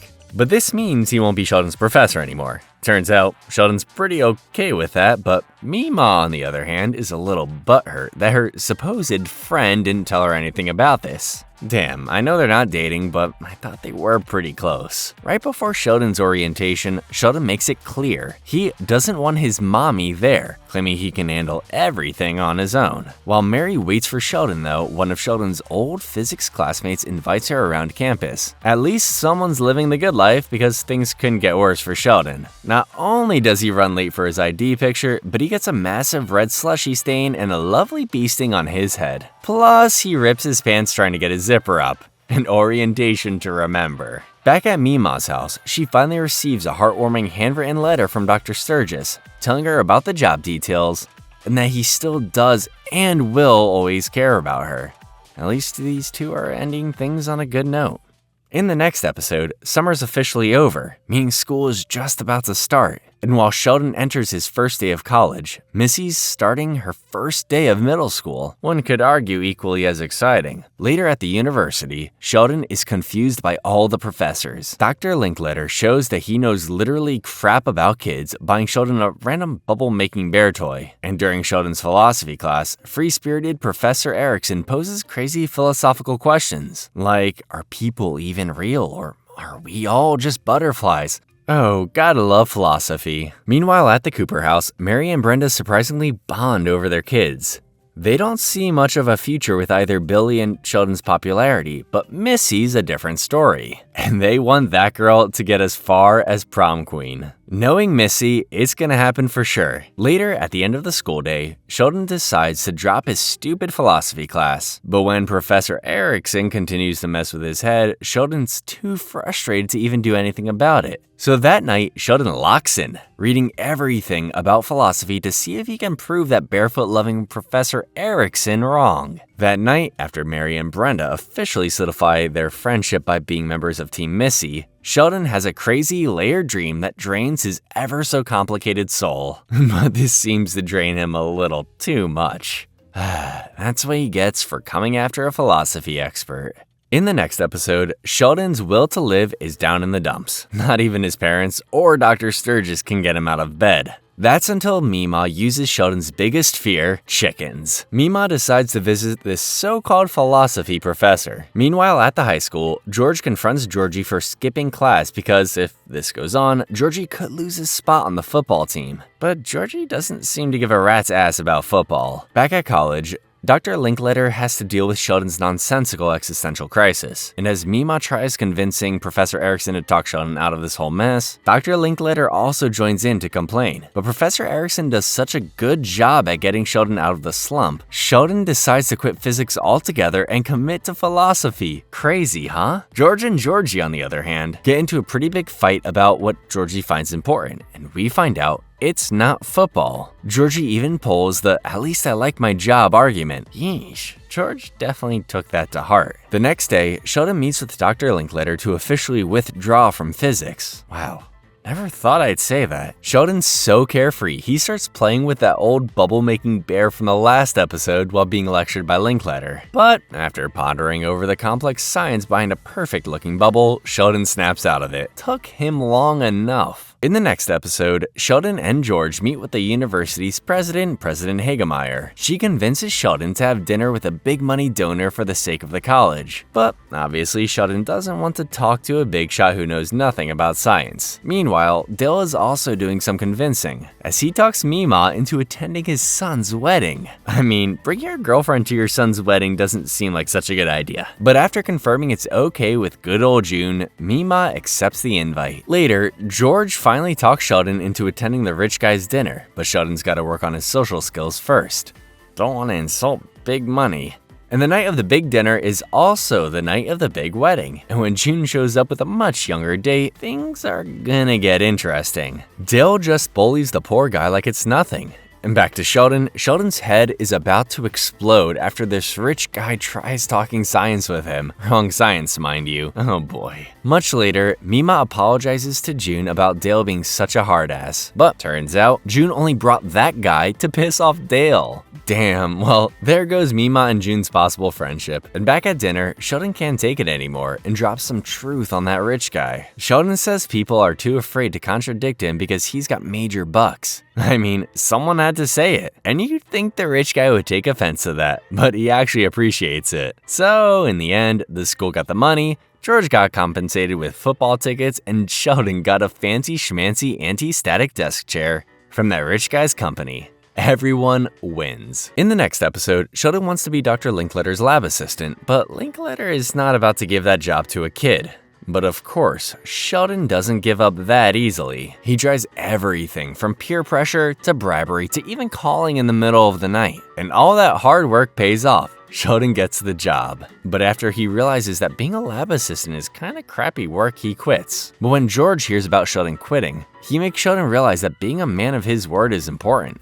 So after taking that to heart, Sheldon convinces Dr. Linkletter to take him back. And back at the lab, Sheldon does everything with a smile. And he does such a good job as a quiet lab assistant that he doesn't even tell Dr. Linkletter what's wrong with his equation. Well, he learns about that the hard way. In the next episode, it looks like Dr. Linkletter and the janitor are Sheldon's only friends. Damn, I miss Tam. But anyway, Dr. Linkletter wants nothing more than to spend more time alone. So Sheldon agrees to look for a club to join. The next day, Mima and June have patched things up and are on their way to Louisiana for some good old gambling and karaoke. The actress may be the queen of country, but damn, June is pitchy. Back at the university, Linkletter finally straight up tells Sheldon that he's only his teacher, not his friend. Jeez, that hurts. And since all the other clubs sucked, Mary gives Sheldon the idea of possibly starting one of his own. At the casino, June and Mima gamble their hearts out, but suddenly, June makes it awkward. She asks if Mima regrets not saying yes to Dale's marriage proposal, and it doesn't seem like Mima really knows how to answer that. And back to Sheldon, he finally tries to make his own club, and it's dedicated to none other than his favorite science show host, Professor Proton. Think of him like another Bill Nye, but no one really seems to care for this random-ass club.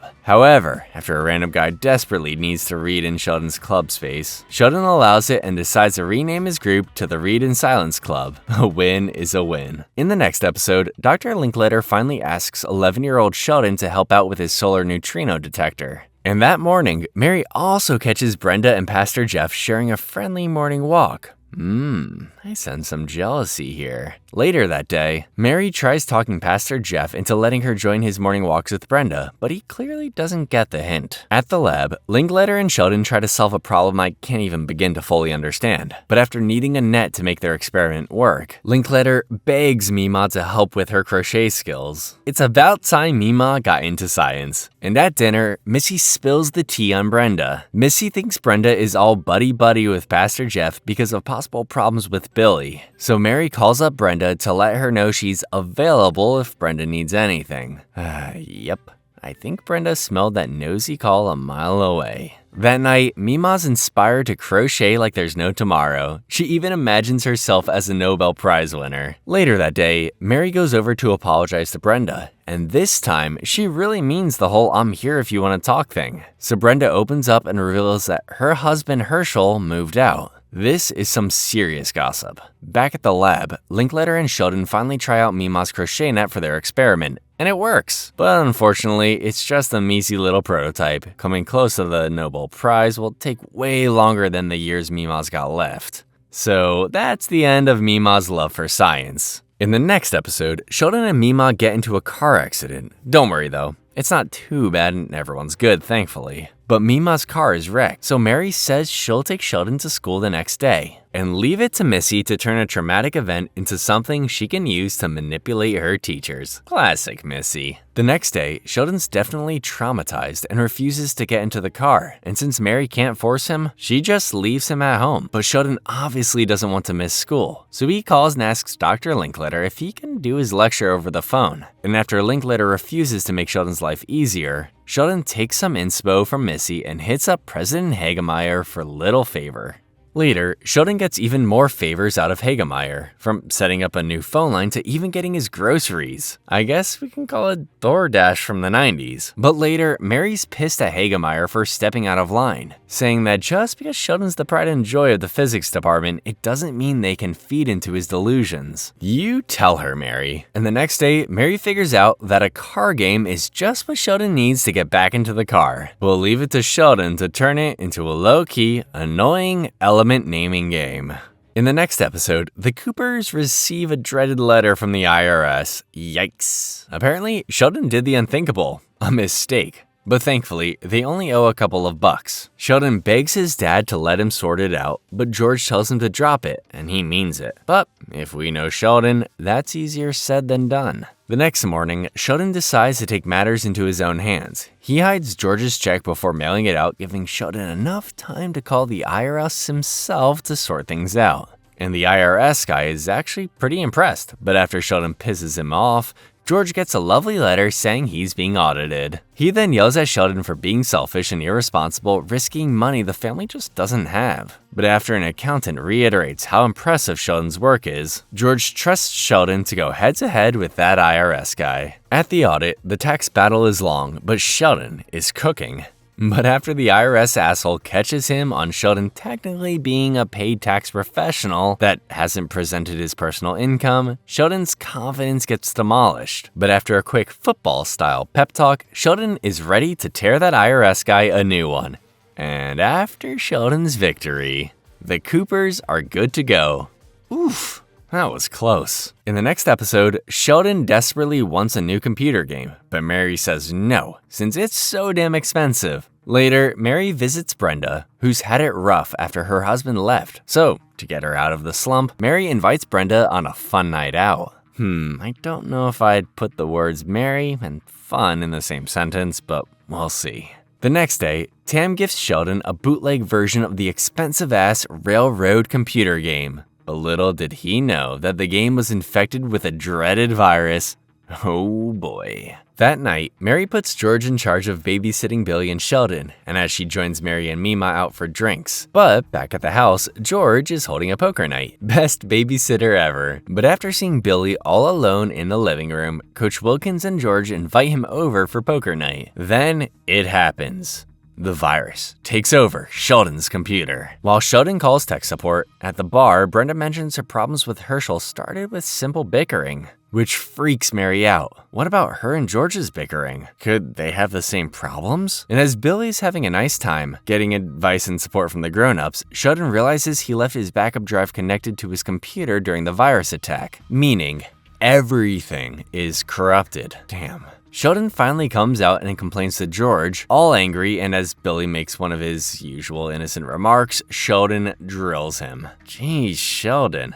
Low blow. In the next episode, Sheldon enjoys the usual spotlight from President Hagemeyer, up until she wants Sheldon to recruit Paige to East Texas Tech, otherwise known as his nightmare. But as he tries to give Paige a tour of campus, Paige says she doesn't want to enroll in a shitty university. This makes Sheldon realize that East Texas Tech actually is kinda shitty, and he might be better off somewhere else. And back home, Sheldon continues to complain about Paige, but then Missy flat out asks if Sheldon has a crush on Paige. I mean, he does talk about her a lot, so with the help of a women's magazine and Dr. Sturgis, Sheldon can't deny it anymore. He has his first crush. The next day, Sheldon confronts Paige about his possible feelings, and get this, Paige reveals she's feeling the same way. She even suggests they kiss to find out if the romance is real. I know, right? But actually, Paige just ends up tricking him. I knew it was too good to be true.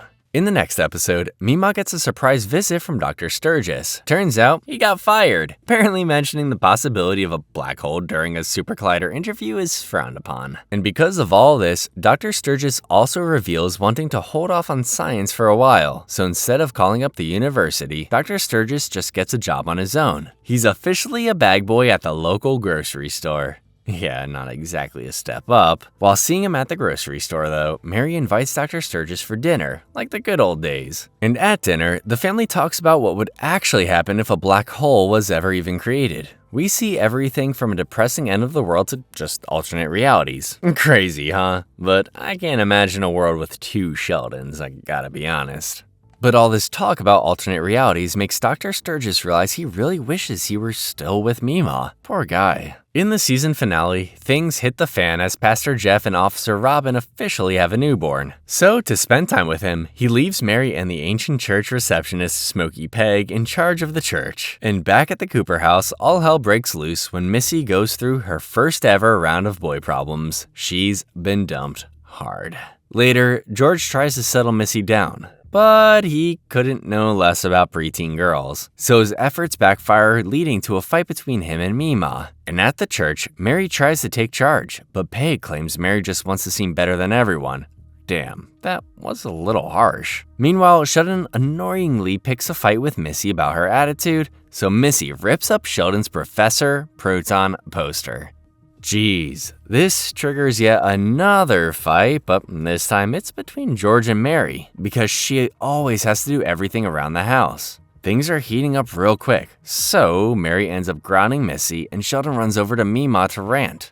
But Mima really just tells Sheldon to look out for Missy, saying a brother should always look after his sister. And as Mary and George's argument gets way out of hand, Missy runs away. But when Sheldon catches her, Sheldon follows Mima's words and decides to go after Missy. Surprisingly, Georgie's a neutral party in all this. Later, Sheldon and Missy end up in Missy's secret hiding spot and slowly but surely make up. Unfortunately, I can't say the same about George and Mary. George ends up playing pool at the bar and runs into Brenda. And I'm afraid I have an idea of what'll happen next. In the next episode, George and Brenda continue their suspiciously fun night out. They even order some shots to pass the time. Oh boy. Brenda then gets a little too comfortable and invites George over to her place. But before he can answer, George breaks out in sweats and crazy chest pains. Yep. Looks like another heart attack. Later, Mary gets a call from Brenda at the hospital, and without a second thought, she tries waking up the kids. That's when Mary realizes Missy and Sheldon are gone, and to top it all off, Georgie's missing too. Perfect timing, everyone. So Mary immediately calls up Mima to help round up the kids, and thankfully, after getting hold of Georgie, he finds Sheldon and Missy's hiding spot real quick. At least everyone's accounted for. At the hospital, Mary meets up with guilty-looking Brenda, but Mary can't seem to thank her enough for the help. She even insists on having Brenda go in to see George with her. Pretty awkward. Awkward.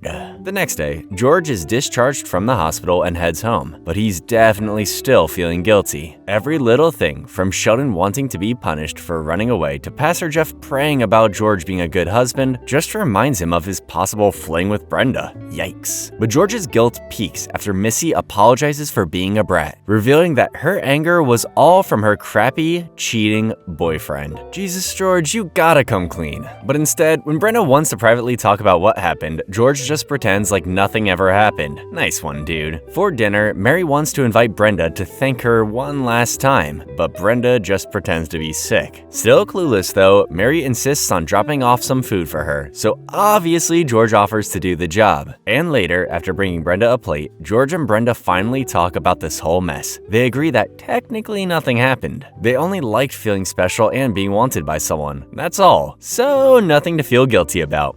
Sure. In the next episode, Pastor Jeff is worn out from having a baby and teaching Sunday school, so he brings up the idea of hiring a youth pastor to Mary and Peg, but Mary doesn't seem too thrilled about the whole thing. Meanwhile, at the grocery store, Mima has an awkward encounter with Brenda, especially after bringing up George. And later, when picking up some measly batteries from George's place, Mima strategically brings up her weird talk with Brenda. Let's just say George is terrible at hiding things. After Mima leaves, George calls up Brenda to get their story straight. Well, if they don't want to look suspicious, they're making it really hard for themselves. The next day, Pastor Jeff, Mary, and Peg interview several different youth pastors, and they end up meeting the less traditional and open-minded Pastor Rob. He's extremely likable and is immediately hired by Pastor Jeff, but after revealing his eccentric religious approach, Mary's not a big fan. That sounds about right. And at the bar, Mima's doing a little digging about what actually happened the other night with George and Brenda, asking the bartender all sorts of questions. But after hearing about this, George confronts Mima and assures her that nothing happened. But Mima's no dummy. She knows something's up. Later during Sunday school, Sheldon and Missy finally meet Pastor Rob, who makes quite a first impression, saying that he doesn't want to force his beliefs on them. He wants them to come up with their own conclusion by themselves. Damn, this guy just locked in both Missy and Sheldon.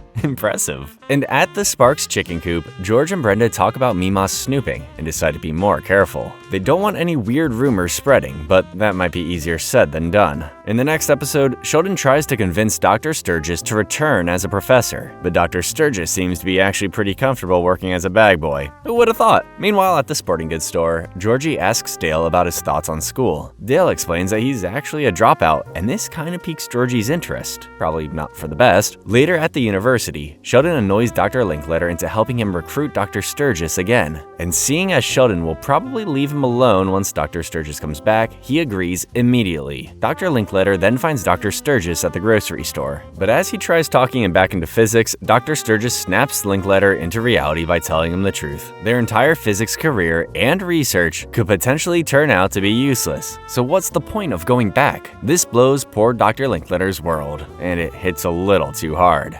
Do you sell liquor here?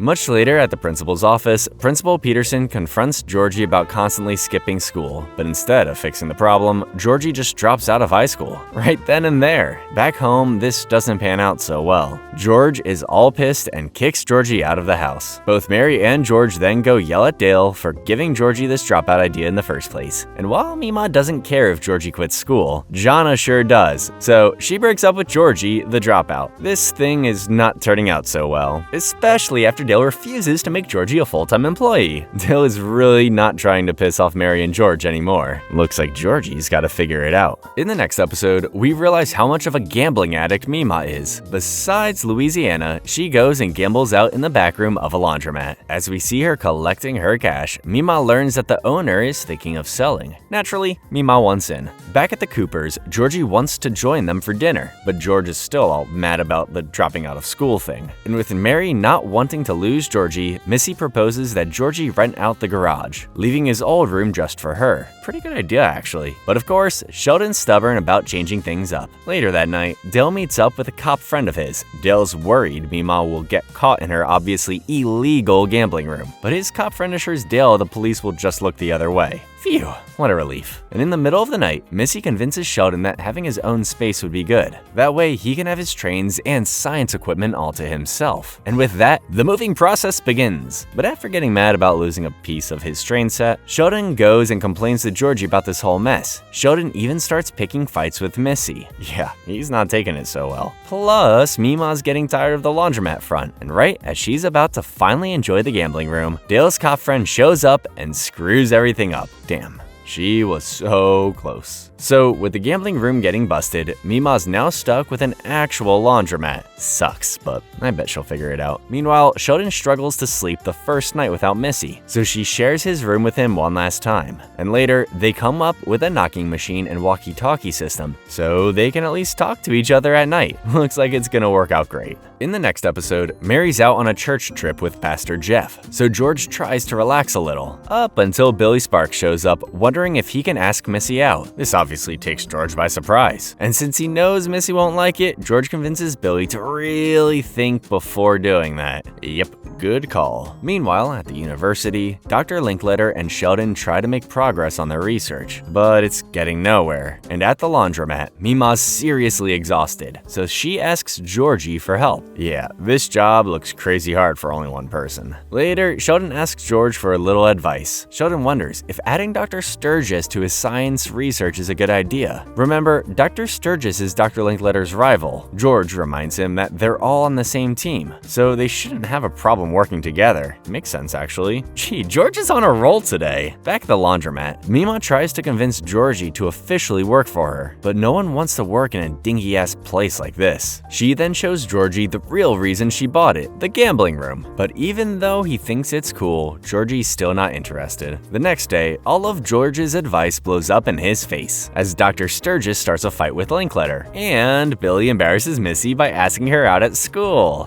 Whoops, probably not getting the best dad award. And back at the laundromat, Georgie has an idea. He suggests mixing elements of an arcade with Mima's gambling room to make it kinda legal. In other words, give out tickets instead of money, trade tickets for items, and then buy back the items for money. Brilliant. But Mima just thinks all that arcade talk is a load of bull. Damn. The next day though, we see that adding Dr. Sturgis did help out Sheldon's research, and George also gets to comfort Billy and gives him even better advice about moving on from Missy. This one might have brought him closer to Brenda, but still. Unfortunately though, no one really seems to care. And later, Dale makes Mima come around to Georgie's arcade and gambling idea. Looks like they're gonna be business partners. In the next episode, we start out in Sunday school and Missy asking a whole lot of questions about sex, you know? So Pastor Rob wants to incorporate a more mature education for the kids, but Mary is extremely against it, obviously, saying the kids' family should take care of that stuff. Meanwhile, at the laundromat, Mima and Georgie set up their new and improved gambling room, but Mima makes it clear she doesn't want Georgie to get a cut of the earnings. Stingy Mima. Later, Mary puts her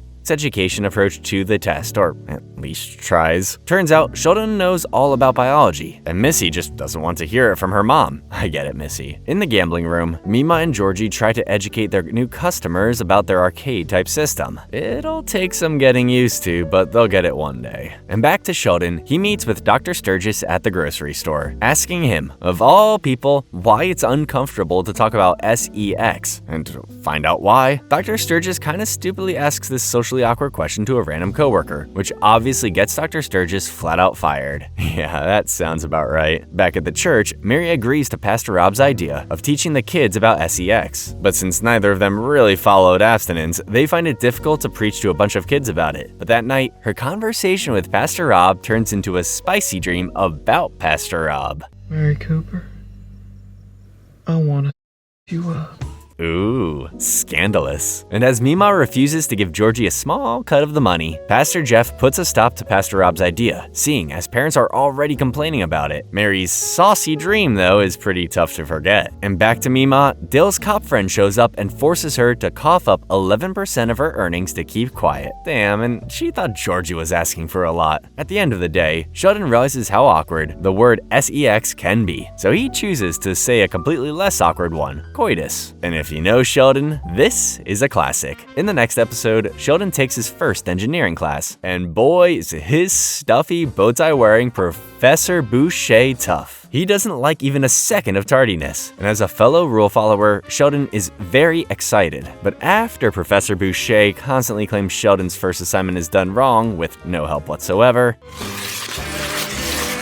yeah, Sheldon starts hating him a little bit. Sheldon goes as far as tattling about this to President Hagemeyer, but it backfires since the guy's got tenure. Lucky bastard. So back at home, Sheldon's had it with engineering. So he asks George if he can smooth talk the professor for him. But during the smooth talking meeting, Professor Boucher tells George that Sheldon won't learn if he's babied all the time. And since George agrees, he tells Sheldon to just figure it out. So after countless tries and finally realizing the real world application he's been missing, Sheldon's finally confident enough to submit his assignment, but he's just a few seconds too late. Yeah, no wonder Sheldon hates engineering. In the next episode, Georgie's back at Mima's laundromat, but Mary has no idea that it's even a gambling room, so she gets the innocent and brilliant idea of advertising it in the church newsletter. But after Smokey Peg tells her the truth of the back room, Mary goes and yells at Mima, and things get even worse when Mary finds out Georgie's part of it too. The drama in this family just keeps getting crazier.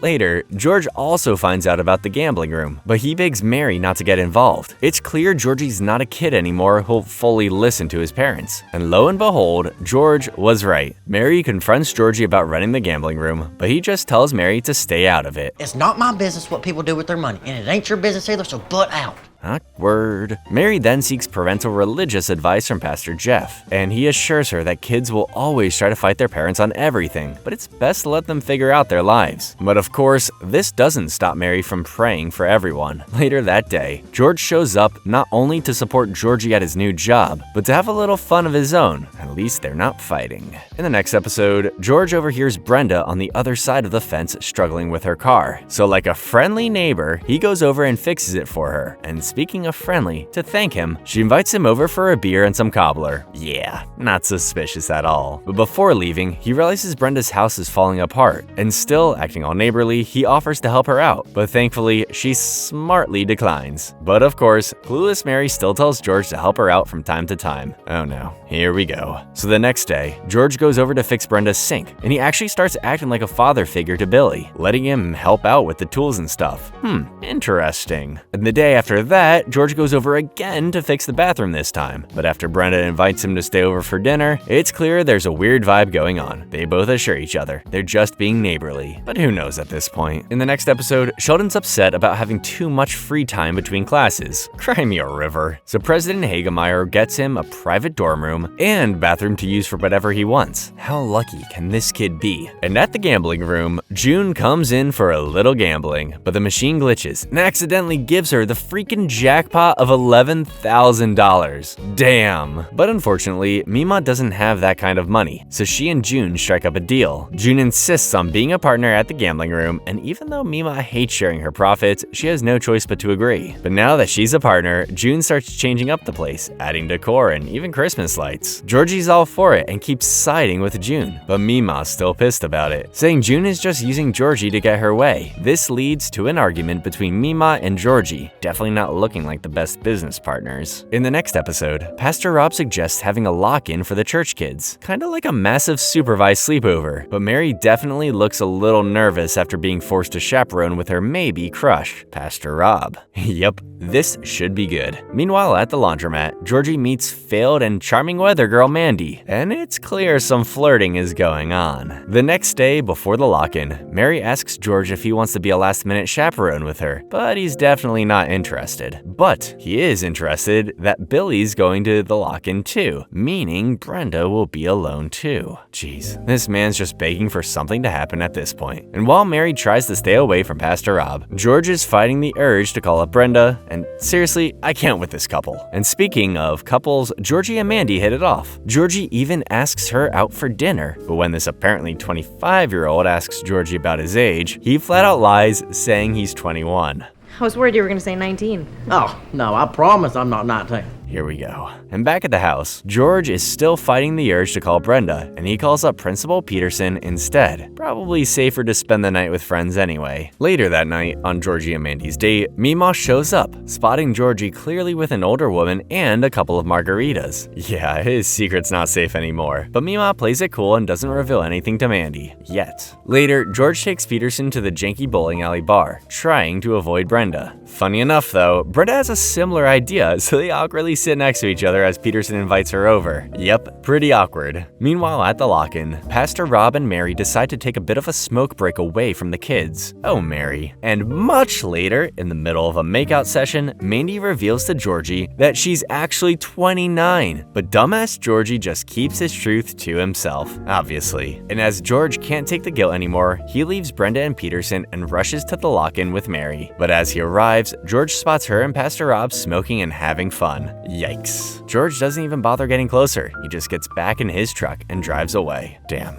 this is getting real messy. In the next episode, it's spring break and Sheldon doesn't know what to do with himself. He even asks Dr. Linkletter and Missy for advice, but neither of their suggestions are any good. The next day, while on a walk, Sheldon sees a poster outside the comic book shop for Texarkanacon, a small version of the Comic-Con you might be aware of. Probably not as cool, but to Sheldon, it's iconic. The only problem is he needs a ride, and no one wants to go with him. Go figure. But after seeing a commercial for Texarkanacon, nothing is getting in Sheldon's way. So he lies his ass off and sneaks onto a bus heading toward the convention. There, he runs into Mr. Givens, who starts up an argument about his love for classic sci-fi shows, and things get heated. Wow, and I thought I was a nerd. When another guy claims Star Trek The Next Generation is better than the original Star Trek series, Sheldon's favorite, Sheldon can't help but chime in. Wow, who wouldn't want to spend their spring break like this? Anyone? In the next episode, Sheldon surprisingly befriends some college kids from his dorm. Yeah, I was surprised too. And at the high school, Principal Peterson meets with George about his job. He warns George that the athletic boosters, more like his players' parents, are not happy about their losing streak. And those boosters have a lot of power when it comes to George's job. So George has no choice but to meet with the parents and get on their good side. But instead of facing the fact that their kids are way too small to win at football, the parents just blame all the team losses on George.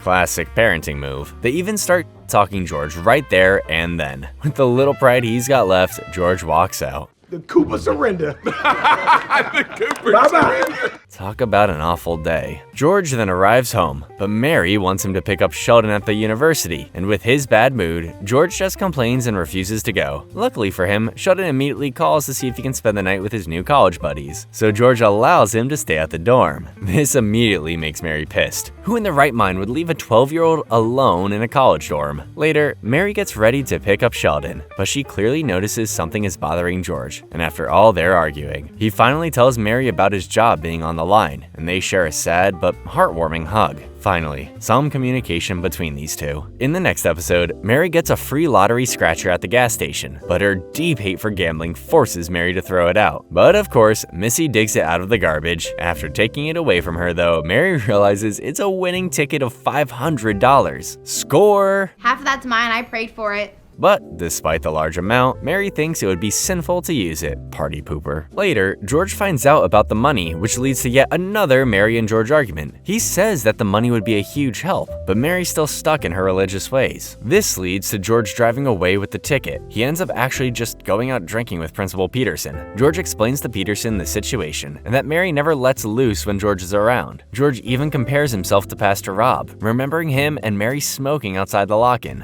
This clearly cut George deep, but Peterson tells him it's best to work things out, especially because divorce is a... Meanwhile, Mima also reasons with Mary, telling her it's okay to let loose once in a while. So after Mary and George settle their differences, they make the pretty crazy choice of buying a dishwasher together. Kind of adorable. In the next episode, Mima officially meets Mandy. Remember that blonde who's way too old for Georgie? Yeah, that one. And after learning exactly how much older she is, Mima urges Georgie to come clean about the fact he's still 17. At the sporting goods store, Georgie seeks Dale's hopefully mature advice, but after mentioning mentioning Mandy is a hot blonde, Dale's reasoning goes out the window. He just kinda tells Georgie to carry on. Typical, right? And with Dale's stupid advice in mind, Georgie takes Mandy over to his place and seals the deal. But who didn't see this one coming? In the next episode, Mima's gambling room is doing well. Maybe a little too well. Well, it's small bills. Tell him you're a stripper. It's $14,000. Well, tell him you're a good stripper. Damn, Mima. So while she thinks on how to spend all that cash, do you remember the athletic boosters? Well, Coach Wilkins reveals that those asshole athletic boosters are officially trying to kick George out and give Coach Wilkins his job. Damn, I thought those two were friends. This hits George out of nowhere, seeing as losing his job could risk the entire Cooper family having to move somewhere outside Medford. This is heating up quick. Immediately the next day, George hopes to score another coaching job out in East Texas Tech, especially since the university will do anything for Sheldon and the Coopers. But after learning they've got no football team anymore, George loses all hope and decides to let off some steam at the bar. There he runs into Dale, who offers him a job at the sporting goods store if he wants it. Since it's desperate times, George agrees to a trial period, working only nights and weekends. And since having George around will give him time off, Dale wants to take a bit of a break with Mima, enjoy traveling, spend their money and whatnot. But later, Mima surprises Dale by buying a crazy-looking bright yellow convertible. Interesting choice. But during their date, Dale seems pretty angry about the yellow car, saying she would rather throw away their money instead of investing it together. But Mima makes it clear that it's not their money, it's her money. Whoops, trouble in paradise. The next day, Mima goes over to the sporting goods store to apologize for their fight, but it's clear she doesn't want to settle down with Dale just yet. But Dale feels very differently. So with a very painful conversation, Dale breaks up with Mima right there and then. This is all happening too fast. In the next episode, while Sheldon's waiting in line for a boring-ass lecture, Paige shows up. Apparently, she's one of the speakers for it. Fancy. Meanwhile, Georgie helps Mandy move into her apartment, and despite lying about his age, everything's all fine and dandy. Later, we see Mima talking to Mary about her breakup with Dale, which she's clearly not over, and Dale isn't either, seeing as he won't stop talking about it with George. These two just got wrapped up in this, huh? And back at East Texas Tech, Paige visits Sheldon at his dorm, where she reveals that she's actually super lonely. She has no friends at her university, just a random appointed guardian. Yikes, that's rough. Suddenly, Sheldon's friends from next door invite both of them over to play video games, and this throws Paige way off. Sheldon has friends now? I'm honestly just as surprised, Paige. And back to Georgie, after looking at Mandy's yearbook, she starts asking about his high school days. So Georgie finally comes clean about being a high school dropout and about being 17, all in one go. So naturally, she kicks him out. Later, Paige is still confused as hell about this whole Sheldon's got friends thing, and after getting kinda jealous, she storms out. And since Sheldon doesn't understand social cues, his friends tell him to go after her. Sheldon then finds her back at his dorm, where she confirms her jealousy, but she also reveals that her college experience has been pretty damn crappy since no one values her in the science department. Her situation just keeps getting worse and worse. The next day, we see Mandy back at the laundromat, and she rips Mima a new one, asking Mima why the hell she didn't tell her that George was a freaking teenager. Yeah, that's on Mima too. That day, Paige also returns to Sheldon's dorm and asks if she can secretly crash there for a little while. She's essentially trying to run away from home. Damn, she must really be going through it. Later, Mima finally has a one-on-one with Georgie and tells him how much he royally screwed up. She also hits him with the "what if someone did this to Missy?" Facts, Mima. Sheldon tries building Paige a secret care package with Missy's help. Missy urges him, though, to let their mom know about Paige. But since Sheldon promised to keep it a secret, Missy takes charge and tells Mary. So Mary, Missy, and Sheldon drive back to the dorm to check on Paige. But when they get there, they only find a note from her saying she's taking off on her own and figuring out her life. Oh no. Thankfully, we find out that after going missing for a few days, Paige eventually went back to her mom. Dang, this got all too real. And to finish off the episode, Georgie goes over to Mandy's to apologize, where she drops a major bomb. I'm pregnant. Holy crap. In the next episode, Georgie is still shocked about Mandy's pregnancy, so he goes over to Dale for some advice. But dumbass Dale makes him wonder if he's even the father of that baby. Oh brother. And after Mandy gets pissed at this stupid question, Georgie runs back to Dale for even more advice. Georgie figures he should marry Mandy, but Dale makes him reconsider. But as Georgie walks out of the store, he runs into George and honestly considers telling him about Mandy. But after imagining his terrifying reaction,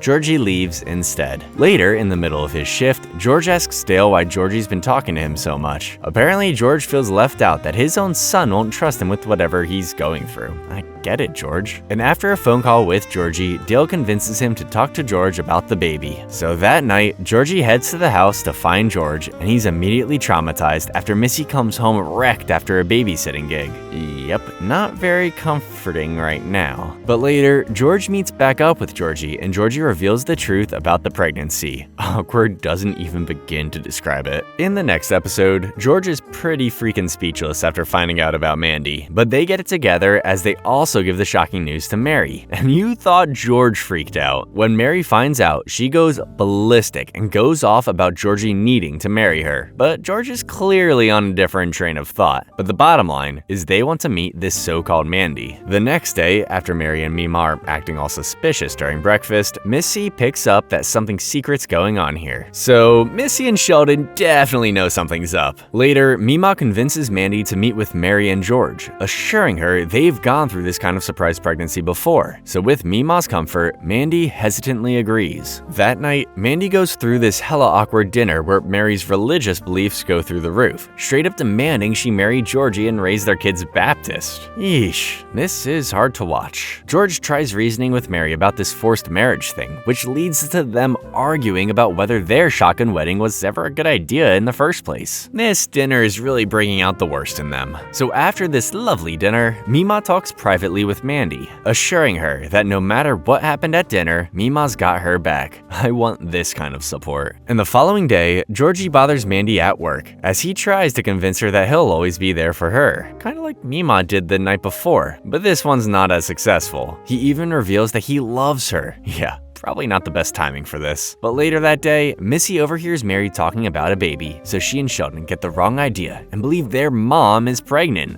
Oh boy. In the next episode, without saying that Georgie is involved, Mary asks Pastor Jeff for advice on the whole pregnancy before marriage deal. And it's no surprise when Pastor Jeff says they should get married. Pastor Jeff goes as far as to saying that the couple's parents should have taught their kids better. Yeesh. But to be fair, I don't know what she was expecting. Later, Sheldon and Missy knock on Mima's door looking for answers. Mima disproves their theory on Mary being pregnant and just sends them back to Mary and George. And while they try settling the twins down, Missy figures out it's Georgie that's having a baby. So they make Sheldon and Missy promise to keep it a secret, especially since Mandy would get pissed and the whole church would judge the hell out of them. You know, the classic. But literally the next day, everyone blabs. George tells Coach Wilkins and Sheldon tells Dr. Linkletter. I don't care. Well, there goes that secret. Mary also confides in Pastor Rob. But the good thing is Pastor Rob makes Mary understand she shouldn't give a crap about judgment from the church. She should focus on her family. Finally, some words of wisdom. At dinner, though, everyone reveals they've blabbed about Georgie's secret, so Georgie storms out. But right after, Missy apologizes and manages to cheer him up. She also gives Georgie the confidence to take on fatherhood. Aw, look at these two. And after putting the fear of judgment behind, Mary sets up for her typical Bible study group, but those judgmental apparently don't want to hang out with her anymore. Looks like her fears came true. In the next episode, Mary meets with Pastor Rob for even more advice, especially after her so-called friends from church now hate her. Pastor Rob then drops more wisdom as he makes her realize she would be acting the same way if it were another person going through this. Yeah, so she can't be too judgy. But meanwhile at Sunday school, everyone's clearly gossiping about Georgie, and after a random-ass kid badmouths the whole Cooper family, Missy punches him right in the nose. Exactly what I would have done, honestly. But things don't stop there. Pastor Jeff essentially fires Mary because of the Georgie scandal, which pisses off George and even upsets Pastor Rob. Y'all talk a big game about community and then you turn your back when things get a little messy. Preach. Jeez, I'm starting to hate Pastor Jeff a little. And later, Mandy meets with Mima. Apparently, Mandy's parents don't want anything to do with her or her baby. So Mima's really all she's got. And as Mima accompanies Mandy to her gynecologist appointment, Georgie shows up, begging Mandy to be part of the process. At least they're kind of getting along. Back at the house, Pastor Rob visits Mary, feeling sorry about her losing her job. But while they pray about it, I see some sparks flying. But when George finds out about Pastor Rob checking in on Mary, George gets all jealous and angry about the whole thing. That's the last thing Mary needs right now. In the next episode, George runs into one of the scumbag athletic boosters over at the bar, and after subtly telling George that he'll be out of a job soon, George confronts Coach Wilkins about it the next day. Turns out they ended up hiring Coach Wilkins to replace George. I think it's safe to say they're no longer close friends. So with that, George beats the athletic boosters to the punch and quits immediately. Damn. What else could go wrong? At the gambling room, Georgie's trying to make extra cash for the baby, but Mima stops his crazy idea of selling beer without a liquor license. So he's got to think of something else. And later at the university, Sheldon freaks out over a pimple and the possibility of puberty. So he asks Dr. Linkletter all sorts of random questions. Uncomfortable, I know, but honestly kind of funny. That night, after having a weird-ass dream, Sheldon and Missy share a meaningful conversation about change, adulthood, and the future. Sheldon's apparently scared that none of his goals will happen by the time he grows up, similar to what happened with his parents. But Missy cheers him up by saying that he just needs to keep trying. Missy's low-key wise as hell, and back to Georgie and Mima. The next day, they're on the road to Mexico, and Georgie hopes to buy a bunch of cheap cigarettes and sell them at the gambling room, but I have a weird feeling about this. Later, with George and Mary out of their main income, Mary scores a job with Brenda at the bowling alley. It might be uncomfortable for Brenda and George, but this is really big for Mary.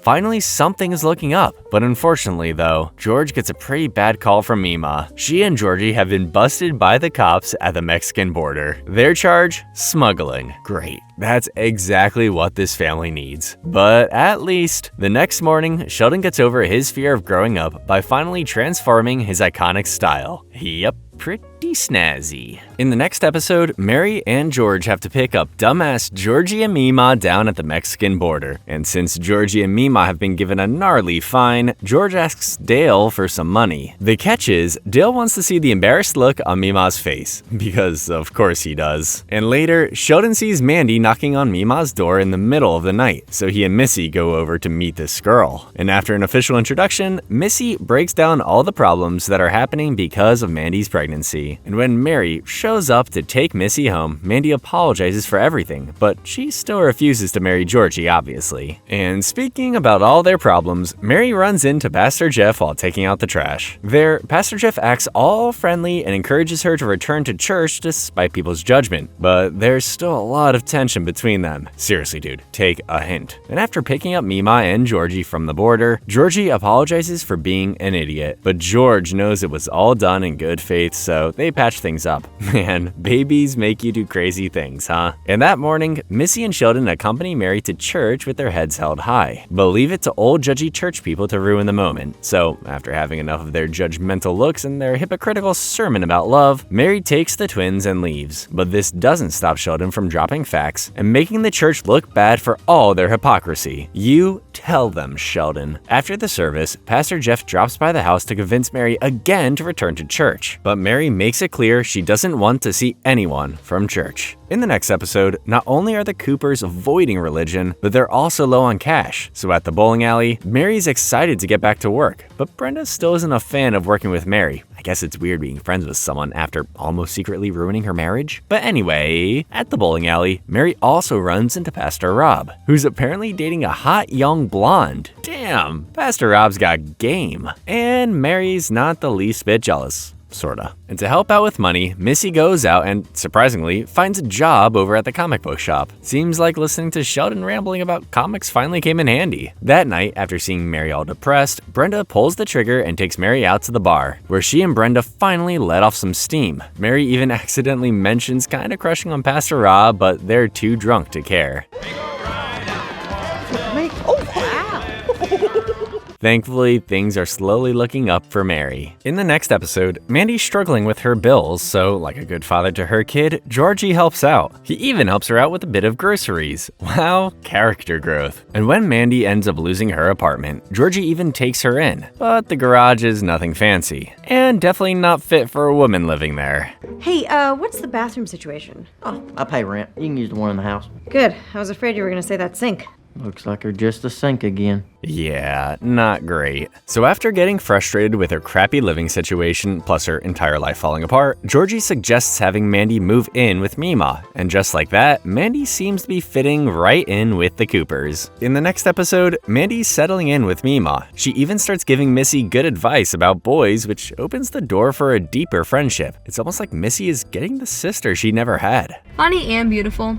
No wonder my brother put a baby in you. And with that, Missy and Mandy are starting to become very close. In the next episode, Mima has a business proposition for Dale. Remember the bail money Mima borrowed while being held up in Mexico? Yeah, she's ready to pay Dale back. Well, sort of. Mima wants to expand her gambling room by purchasing the building next door and getting poker machines all the way from Mississippi. And she wants Dale as a partner. Dale's a little skeptical, of course, but Mima convinces him pretty quickly with her big talk on adventure. Well, that was easy. And back home, Mary's been in a really lovey-dovey mood with George. Now that she's taking a break from church, she's been feeling rather free. I guess we're taking a break from the good old Cooper fights. Meanwhile, after purchasing the poker machines from a long-haired loner, Dale and Mima talk the whole drive back. Apparently, Dale wants to start things up again with Mima, but before they can talk any further, Mima notices they're being followed. Whoops. And back home with George and Mary, they're about to get things going, if you know what I mean. But Mary suddenly brings up the fact that she wants to have another baby.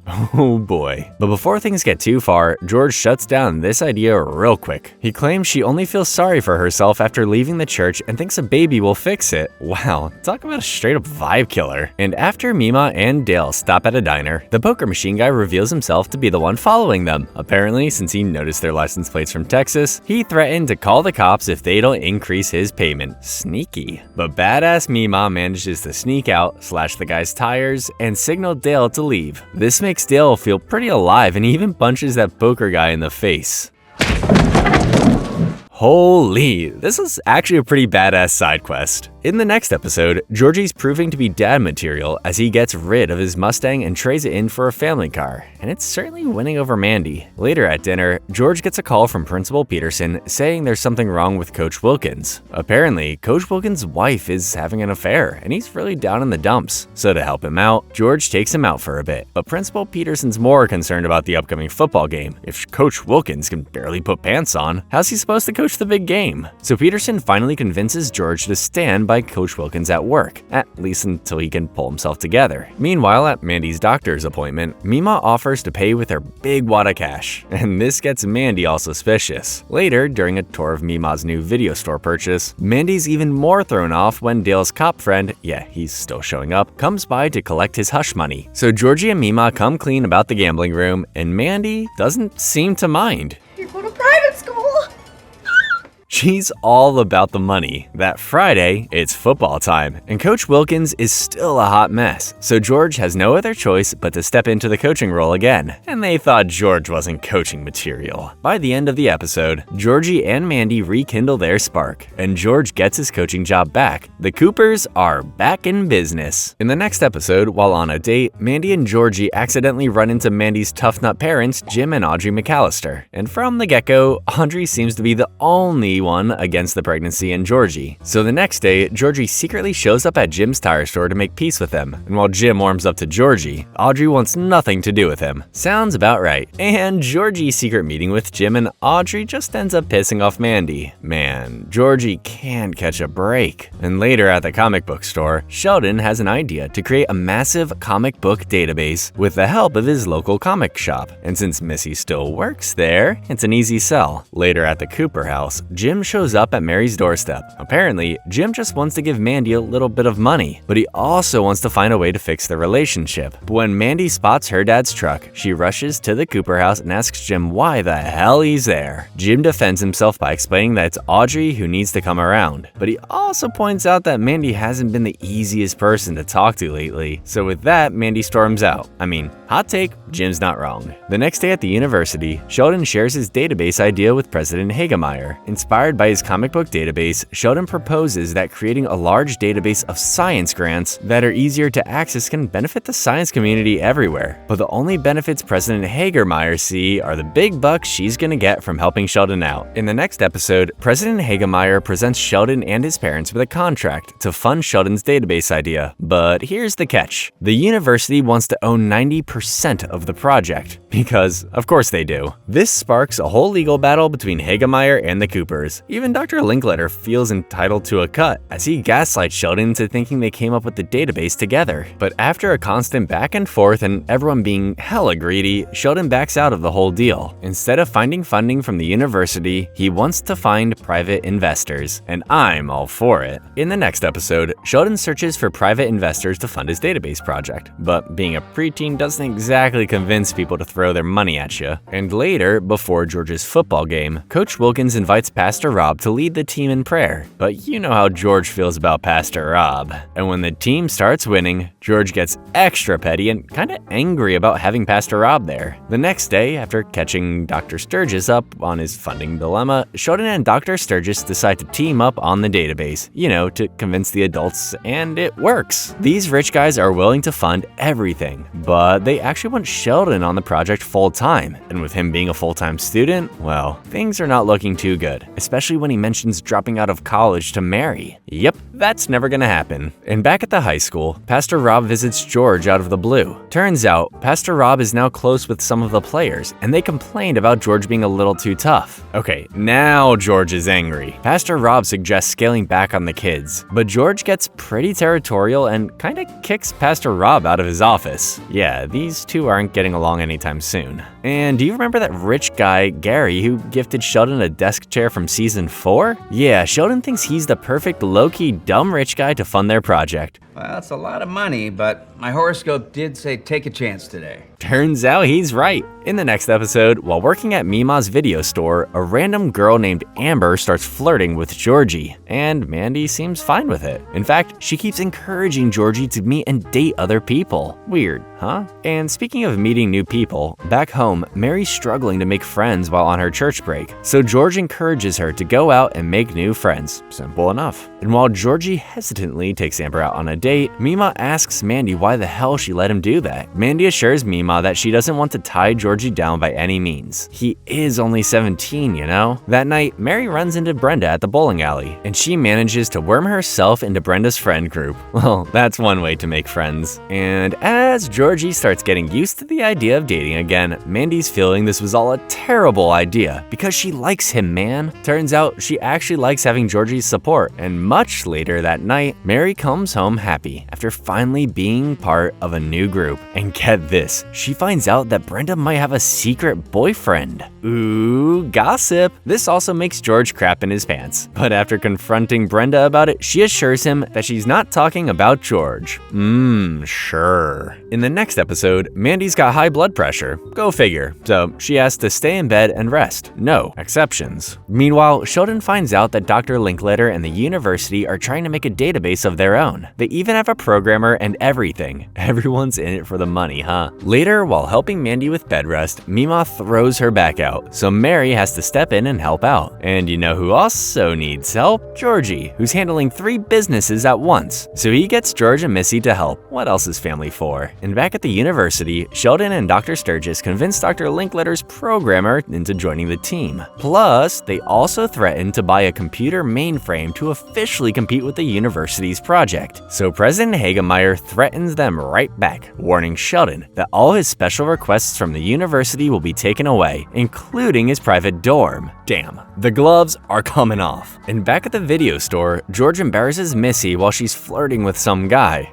Wow, I haven't seen her this angry in a while. And at Mima's place, Mary convinces Mandy to call her mom Audrey, at least to let her know she's okay. But unfortunately, Mandy's mom is being a you-know-what and not caring for Mandy at all. I honestly can't stand Mandy's mom at this point. And back to Missy, George warns her about talking to boys, but Missy pulls out the big guns. Apparently, Billy blabbed about seeing George and Brenda hanging out in secret, so Missy calls George out for it, and this shuts him right up. But on the way home, he assures Missy that he and Brenda are just friends. Yeah, right. Mary then pays a little visit to Audrey over at the tire store and confronts her about being a terrible mom. Damn, everyone's getting their claws out, and after wearing her down and getting Audrey to call Mandy, Sheldon does a bit of confronting himself as he plugs in his new mainframe at the dorm, which leads to a massive electrical blackout. Well, he proved his point. In the next episode, the girls get ready for Mandy's baby shower, and Mary thinks it's a good idea to invite Audrey. I guess she's still Mandy's mom. But as expected, Audrey gets all and starts taking over the baby shower planning. Typical. And on the day of the baby shower, Georgie gifts Mandy a pretty sweet gift. That is the sweetest thing I've ever seen. I love it. I swear, I don't know why they just don't get together already. And while the girls are at the baby shower, the Cooper boys are forced to interact with Jim and Mandy's artsy younger brother, Connor. But thankfully all the boys get along. I can't say the same about the women though. While calmly opening presents, Audrey drops a bomb and gifts Mandy the key to their house, saying Mandy should move back in with her real family once the baby comes. This gets everyone riled up, because it's like Audrey doesn't freaking remember that she cut Mandy from her life up until a few weeks ago. Sorry, I'm getting a little riled up myself. But once Audrey starts bad-mouthing Georgie, Mandy fights back, calling her a terrible mother. He's gonna be a better parent than you ever were. Damn, I love this party. In the next episode, Sheldon stays over at the dorm, but when he goes over to quiet his loud-ass neighbors, he runs into Paige. Turns out she's been lying about her age to college kids and getting drunk. Yep, her life definitely took a turn for the worse. But before Sheldon can rat her out about being underage, Paige quickly takes Sheldon out for dinner. On their way there, Sheldon asks what's wrong with her, seeing how messed up her choices are. Seriously, she's barely 13 and going out like that. Damn it, I sound like my mom. Paige shares with Sheldon how extremely unhappy she is, having no friends and being a college dropout. Seems like alcohol is the way she chose to cope. And later, after hearing about a frat party, Paige tricks Sheldon into going with her, but he immediately loses track of her. And suddenly, out of nowhere, he runs into Missy. Apparently her friend's older sister snuck her into the party. Smart. But after hearing about Paige, Missy's attention goes straight into finding Paige. Thankfully, they eventually find her before driving off with some college guy. Bradley, do you know how old she is? Said she was 18. Lower. 16? Lower. Yeah, I gotta go. Paige then runs off but doesn't make it far. After catching up to Paige, Missy tries supporting her through this tough time, reminding Paige that she's not alone. Dang, I forget how good of a friend Missy is. And after letting Paige sleep at Sheldon's dorm, Paige is safe. For now at least. Man, she's becoming unpredictable. In the next episode, everyone's getting ready for Sheldon's big database release party, but they got a whole day ahead of them first. At work, while handing Brenda her check, Mary gets a call from Pastor Rob, who apparently wants to take her out to lunch. Interesting. And while Georgie gets the baby's car seat ready, Sheldon's the only one at home. Then suddenly, Mandy interrupts Sheldon with the most important call. My water broke. I'm in labor. She's having the baby! And since Sheldon can't do squat, he calls up Brenda to drive them to the hospital. Meanwhile, at lunch, Pastor Rob asks for Mary's advice. He apparently got offered another pastor job out in Arkansas, but he's hesitant to take it, seeing as he's made quite a connection with the people of Medford. Yeah, I'll say. And at the hospital, the first family member to arrive is George, who starts getting a little too close with Brenda in the waiting room. And speaking of getting too close, Mary and Pastor Rob show up. Jeez, this couldn't get worse. But you know who are also going through the worst? Billy and Missy, who everybody forgot at school pickup. Yep, everything sucks. And after finally getting the news and crappily throwing the car seat together, Georgie rushes to the hospital.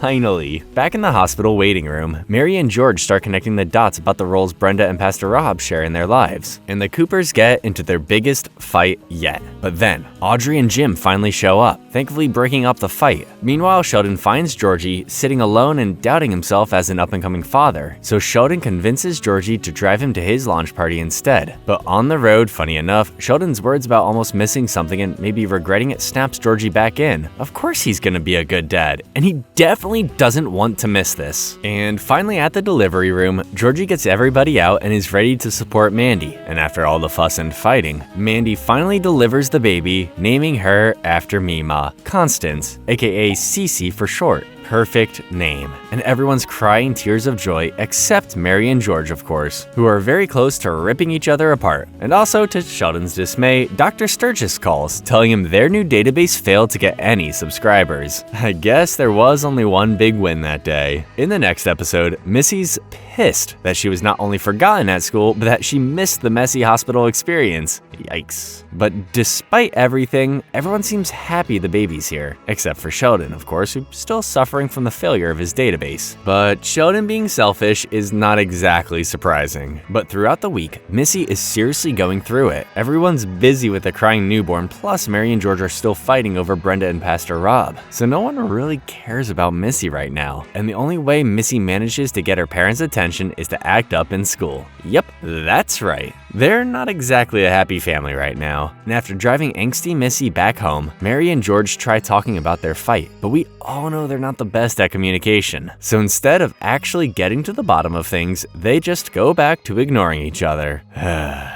And as Mary comforts Sheldon after his failed database, like every freaking time, Missy has had enough of everyone, especially Sheldon, being more important than her, so she packs her bags, steals the truck, and takes off. In the next episode, Missy's hitting the road and she actually makes it pretty far. She even calls up Paige, asking if she wants to tag along. And I gotta say, it takes the Coopers way too long to figure out that Missy's gone. They reported George's missing truck first, for crying out loud. And as Missy and Paige are having the time of their lives, the Coopers are worried sick trying to figure out where the hell Missy could be. And after Sheldon remembers Paige's rebellious instincts, Mary calls up Paige's mom, Linda, to see if she knows anything. But unfortunately, she's got no clue. Thankfully, a cop eventually pulls them over and Missy spills all the beans. I'm only 13. I stole my dad's truck and we didn't pay for breakfast at the diner. We just left. Guilt really saved her ass here. Then, on their way to pick up Missy and Paige, Mary and George argue non-stop, and with Linda having experienced divorce, she suggests they seek marriage counseling. Even if it didn't help Linda and her husband stay together, it can at least help them communicate. Preach. That night, after picking up Missy, Mary and George vow to keep their eyes on Missy. No more will Missy be ignored. That may be good or bad.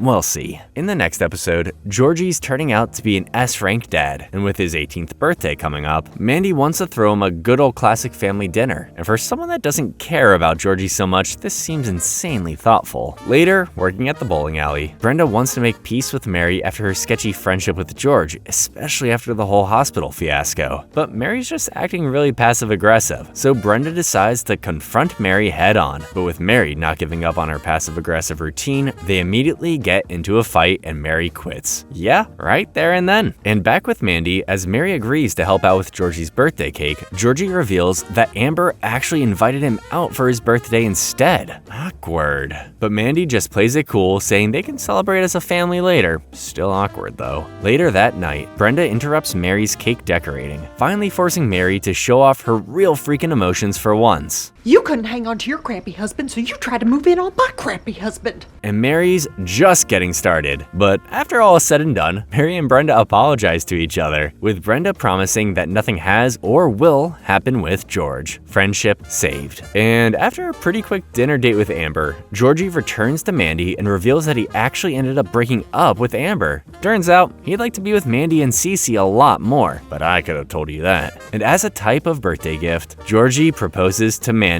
Damn, smooth, Georgie. In the next episode, I guess Georgie's wedding proposal wasn't actually smooth. What? Yeah, Mandy was completely taken out of left field, and she flat out rejects him, making Georgie super depressed. Yeesh. But Mandy's rejection can't affect Georgie for too long since they still have a child together, so it's off to the pediatrician. Although that doesn't stop them from fighting in front of the doctor and in the parking lot. But you know what shouldn't happen during an argument? Leaving your baby in a locked car. We're gonna get you out. How are we gonna get her out? I don't know. Yeah, they accidentally leave Sissy in there. But after jimmying the handle with a hanger, everything goes back to normal, kind of. Mandy just begs Georgie not to spring up a proposal again, and they quickly patch things up. These two are definitely heading that way though, you know? In the next episode, Sheldon runs into a classmate who's about to take a summer program, trying to beef up her resume for grad school. Like always though, Sheldon acts pretty confident, saying he's all set for entering a master's program, especially since he's a child prodigy, you know? But she bursts his bubble real quick. Colleges couldn't really give a shit about Sheldon without having anything to show off. And speaking of resumes, Mandy's looking into going back to work as Channel 7's new weather girl. But because of Sissy, Georgie pulls the old mom should stay at home discussion, which just really pisses off Mandy. Later, Sheldon fails to get into any suburb programs last minute and blames it all on his professors and Mary for coddling him. Apparently, the Brat Boy Genius Act and the My Kid's Special tactic can only take you so far. And back to Mandy, after scoring a weather girl interview, Mima's apparently the only one supporting Mandy. So Mima then promises to take Mandy out on a shopping spree and prep her for the job. So the next day, Mandy drops off Sissy, letting Georgie figure out balancing work and fatherhood. It's only fair. But he actually ends up figuring it out after getting yelled at by Mima, of course. And he ends up fully supporting Mandy to take on her job interview. And at the job interview, things kick off great. She looks like a pro during her mock audition. But if there's something that may be inconvenient for new moms, well, it might be their quote-unquote milkers. Well, then that could bring rain to this whole area here. Well, she still did pretty good, I think. And later at Dr. Linkletter's office, Sheldon apologizes for being such a brat during the resume beef-up process and for being pretty damn immature. Dang, look who's grown up. To save the day though, Dr. Sturgis brings up a summer program that might interest Sheldon, led by his friend in Germany. Yeah, that's right, all the way in Deutschland. In the next episode, after Sheldon fails to convince his parents about going to the summer program in Germany, George and Mary meet with Dr. Sturgis to see what the big deal is. Turns out, it's a once-in-a-lifetime opportunity for Sheldon, since he'll be helping with top-notch physics research. But here's the catch. The university's not paying for squat. The Coopers gotta figure out the money all on their own. Looks like Sheldon might not be going to Germany after all. But of course, this doesn't stop Sheldon. Meanwhile, Missy befriends Pastor Jeff's rebellious teenage niece Tanya, and boy is she a bad influence. She's got Missy watching R-rated movies, smoking, and drinking like it's nothing. They're only 13, mind you. The next day, Sheldon gathers all his junk and treasure and holds a yard sale to raise some money. But with his attachment to his things, he pretty much fails at getting the cash he needs. However, with Sheldon being such a joy to be around, both the university's faculty and the church gift Sheldon enough money to send him off to Germany, very, very far away. Are you seeing this? I am beloved.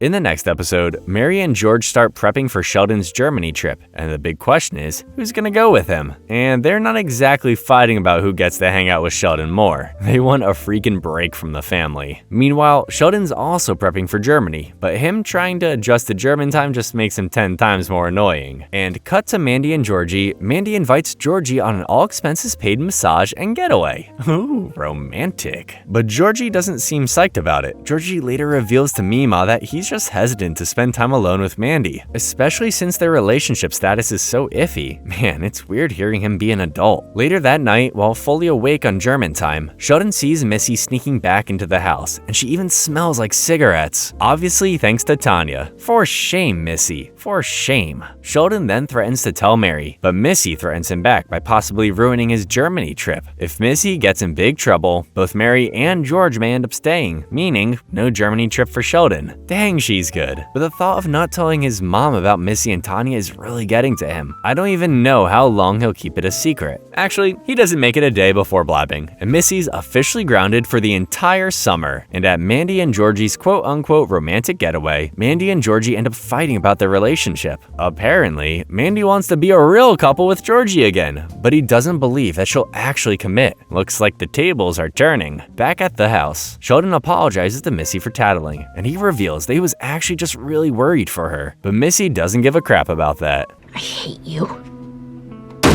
Damn. And while settling on Mary being the official Sheldon chaperone, Mandy and Georgie drive silently back home. You can seriously cut this silence with a freaking knife. Meanwhile, Mandy proves her commitment to Georgie by proposing to him herself. Sounds like wedding bells to me. In the season finale, Sheldon tries to smooth things over with his sister, telling her that he'll miss her very much while in Germany, but she's clearly not interested. The next day at Mima's house, Georgie wants to get an actual engagement ring for Mandy, but he first needs some cash. So Mima loans him the money from her secret stash, hidden in a box of Raisin Bran. Well, what do you know? And much later, on a cloudy day, it's finally time for the Germany flight. But Missy's still pissed at everyone, especially Sheldon. She doesn't even say proper goodbyes to them. Plus, she starts acting like an angsty teen on the car ride home, just what George needs. Later at the laundromat, Dale's helping out when he suddenly spots good old Pastor Jeff, just doing his laundry of course. But Dale freaks out, hoping this holy man won't suspect the illegal gambling room in the back. Oh lord. Later, Mandy and Georgie excitedly tell Audrey and Jim about their engagement and their plan to have a small and simple wedding, and Audrey couldn't be more for it. Turns out, she's still embarrassed that Mandy's currently a mom without a husband, so a small wedding is just what she wants. And to top it off, Audrey reveals she's been lying to her friends about Mandy being married already. I can't with this woman. Suddenly, the clouds turn into rain, and the rain turns into a freaking tornado. So despite how everyone feels about each other, they gotta help each other out. Mandy and Georgie are stuck with Audrey and Jim. Mima and Dale are forced to keep their customers, including Pastor Jeff, safe in the freaking gambling room, and Missy and George are literally feet from the actual tornado. So while Sheldon and Mary are safe and clueless on a plane, George and Missy get out of the car and lie in the mud, waiting for the tornado to pass. Do you see it? Keep your head down.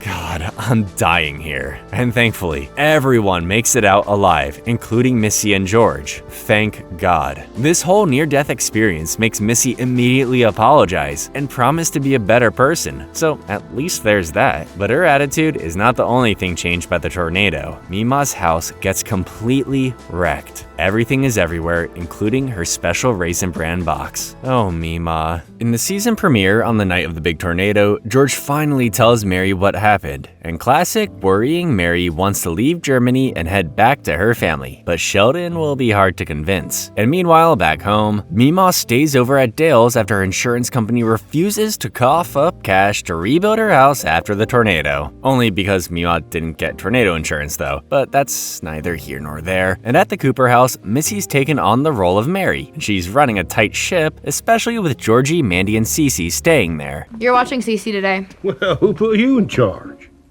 A very tight ship indeed. Later, after Dale makes a stupid comment about Mima's lack of tornado insurance, their living arrangement goes out the window. She moves in with her family instead, and now all the Coopers share a roof. Very exciting. The Coopers in Germany, though, are still not getting along, as Mary and Sheldon continue to argue about staying or going back home. But after a reassuring call from Mima, Sheldon and Mary settle on letting Sheldon finish his summer program in Germany. Later in the gambling room, business is booming. You'd think they hadn't gone through a tornado recently. There, Georgie mentions to Mandy that Audrey had stopped by the video store earlier. Apparently, she wants Georgie, Mandy, and Sissy to move in. But Mandy says hell no. She'll do anything not to end up there again. In the next episode, Sheldon's having a blast in beautiful Heidelberg, Germany. And all is fine and dandy, up until Sheldon realizes that he's actually the dumbest person in the class. Yep, you heard that right. And back home, Mima wants to kick things into high gear at the gambling room.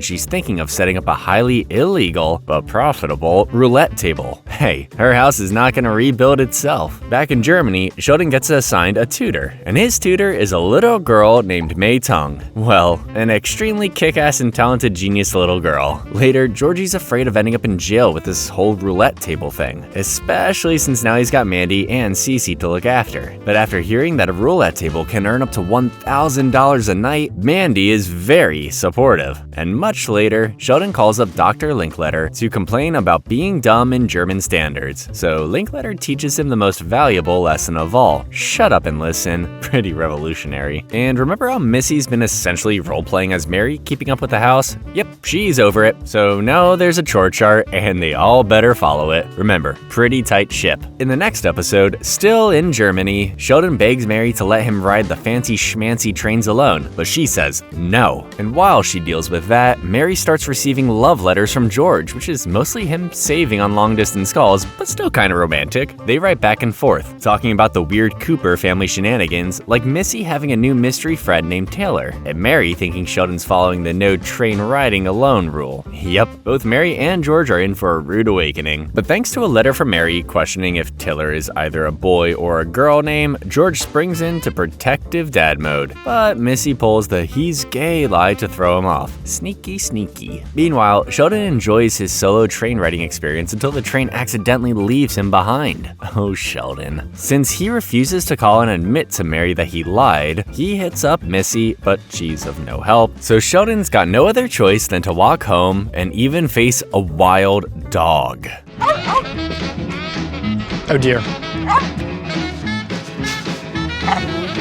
Yep, his time in Germany is definitely one to remember. In the next episode, Sheldon and Mary are back home. But the problem is, Mandy, Georgie, and Sissy have been using Sheldon's room this whole time. And like usual, Sheldon's a pain in the ass about it. But what else is new? And later that night, Mary and George finally have some alone time, but she's beat from all the jet lag. To make it up to him though, she promises a big surprise later. Okay then. Meanwhile, after Sheldon avoids the crying baby all night, the next morning, Mary sees that everyone's been pitching in with the chores. Apparently, she's not needed anymore. After Missy's rules took over the house, everything's been running smoothly. At least Mary can now take a break. And later, back in East Texas Tech, Sheldon tries staying at his good old silent and private dorm. Up until he meets his non-important new roommate, Evan, a messy as hell computer science nerd. Yep, Sheldon's nightmare. And Sheldon doesn't even bother asking him his name yet. But after cleaning up the place and realizing that Evan's into video games, they start getting along. And back to Mary, she's feeling left out now that no one needs her. And after bothering George at work, she's ready to call it quits. But when Missy needs her advice after breaking up with Taylor, Mary's finally happy that someone missed her. And now that she's feeling better, Mary gives George the big surprise. Mary puts on traditional German clothing plus a blonde wig for her and George to get it on. Hello, you handsome American boy toy. I am Helga. Do you like what you see? Well, different strokes for different folks. But when Sheldon arrives home and accidentally walks in on George and Mary with a blonde wig, Sheldon freaks, thinking his dad cheated or something. But Sheldon decides to never bring it up again. He just vows to himself to knock, knock, knock a few more times on closed doors for people to at least get their pants on. In the next episode, Mary gets all wrapped up in a crazy TV preacher's sermon. And even though this guy is clearly fooling people, saying that their donations will be tripled by the Lord, Mary's religious soul decides to donate. But this causes a whole argument with George about throwing away money. So he sees no other choice than to hit up Pastor Jeff and convince him to take back the Coopers at church. But Mary's in denial. And after being offended by Mary falling into the grasp of that crazy church guy, Pastor Jeff leaves her to her delusions. But after receiving clear and terrible signs from God, Mary's back to being a devoted Baptist. In the next episode, since Mary's back into religion, she's not thrilled about having an unmarried couple in her house. So she insists that Georgie and Mandy start the official wedding planning. But when Audrey gets involved, all excitement gets shot to hell, as Audrey pushes for a Catholic wedding while Mary pushes for a Baptist one. Yup, it's the classic Baptist versus Catholic showdown. But after Mandy reveals she really doesn't give a crap about having a church preference, bright and early the next day, Mary calls up Pastor Jeff to do a quick and secret baptism. Just washing Cissy's hair.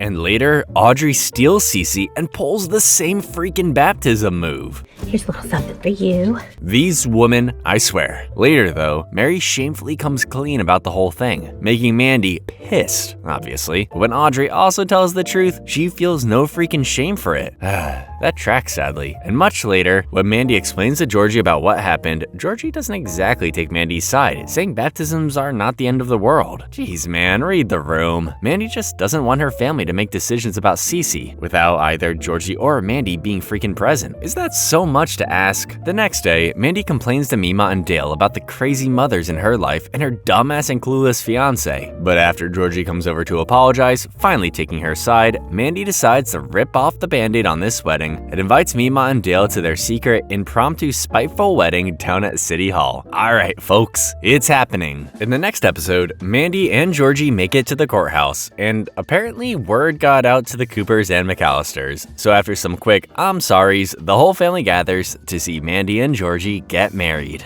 About time. And while at dinner, as an apology, Audrey offers to send and pay for Georgie and Mandy's honeymoon. Nice touch, Audrey. But since neither Mary nor Audrey can be trusted alone with the baby, Mandy puts Mima on babysitting duty. Smart. The next day, though, while taking Sissy to work, the cops start circling the illegal gambling room. So Mima hauls her ass out of there. But she's kinda old, so she doesn't get too far. With Mima in jail for the weekend and Dale not knowing shit about babies,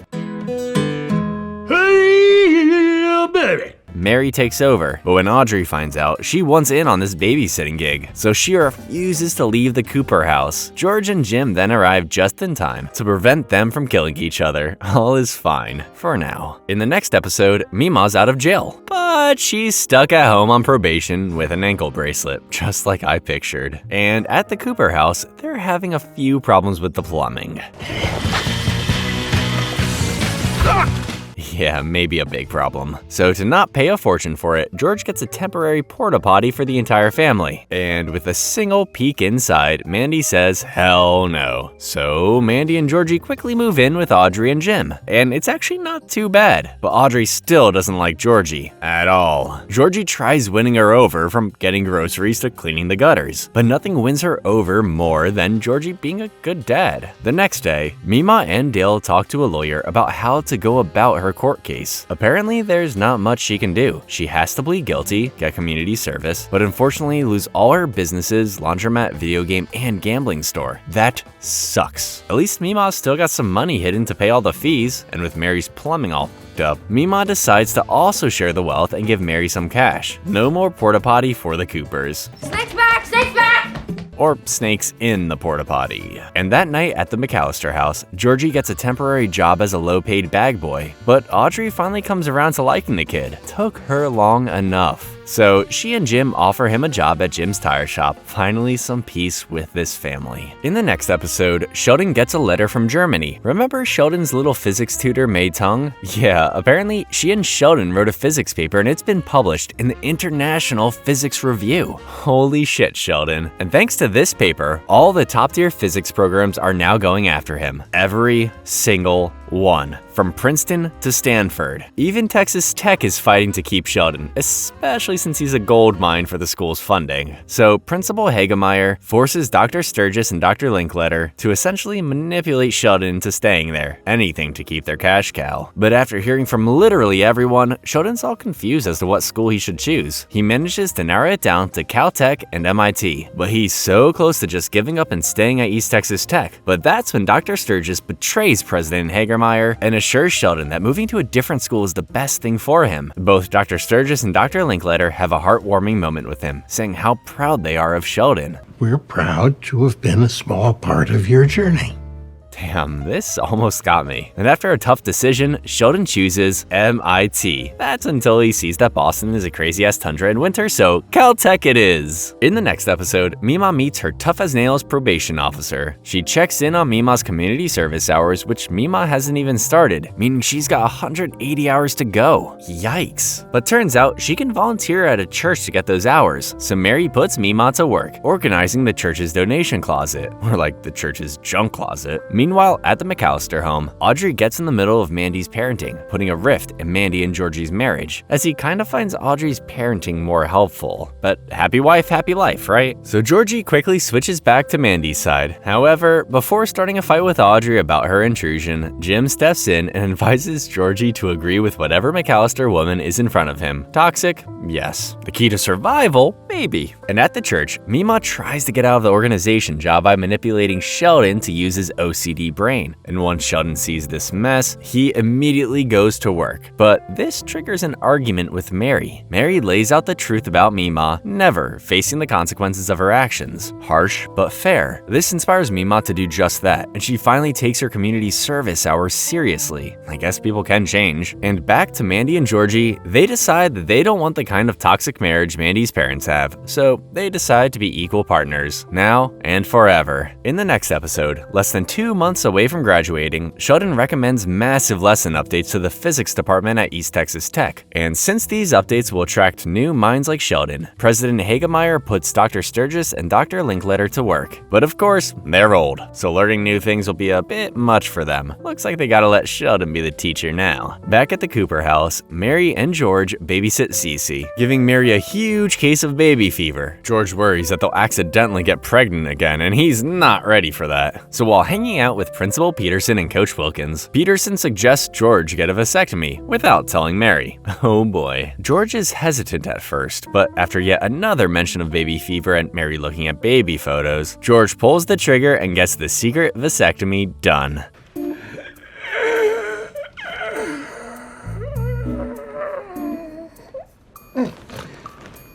You sure you're okay? Yeah, well, communication was never his strong suit. And back to Sturgis and Linklater, despite having Sheldon teach them, they still can't understand shit about this new curriculum. But after Sheldon surprisingly becomes more patient, Sturgis and Linklater manage to keep up. Damn, everyone's growing up, huh? In the next episode, Mary forces the Coopers to attend a blue bonnet photo shoot later in the week, which is apparently a Texas thing. Missy and Sheldon are clearly against it, but Mary is dead set on it, and what she says goes. Later at Principal Peterson's office, Peterson informs George of a pretty exciting job opportunity. Apparently, Peterson talked to his friend at Rice University, and they want to hire George as a coach. His dream job, people. And as soon as he gets home, George tells Mary the news. And surprisingly, Mary's all for it. But you know who isn't all for it? Sheldon, obviously. He gets all angry, complaining about leaving their current house behind, things changing and whatnot. But Mary puts her foot down, telling him to get over it. Damn, Mary. The next day, Sheldon decides to meet up with some familiar faces, from Tam to Mr. Givens, a comforting trip down memory lane. But he gets even more comfort by trying to convince everyone he knows to buy his childhood home. But of course, Sheldon fails miserably. He even goes as far as asking the university to buy his house too. But President Hagemeyer makes him realize that he's actually just afraid of moving out to Caltech on his own, not just his family moving away. And after sharing his fears with Missy, things start to settle down for him. On the day of the photo shoot, the Coopers calmly eat breakfast like normal, just a regular day. And after Mary reminds him to come back by 4 p.m., George is off to work, like always. We then skip to exactly 4 p.m., where everyone's all dressed up and ready to go for the dreaded photo shoot. But George is a little late. Suddenly, Principal Peterson and Coach Wilkins knock at the Coopers' door and reveal some terrible news. George passed away during school. Everyone, including me, is in shock.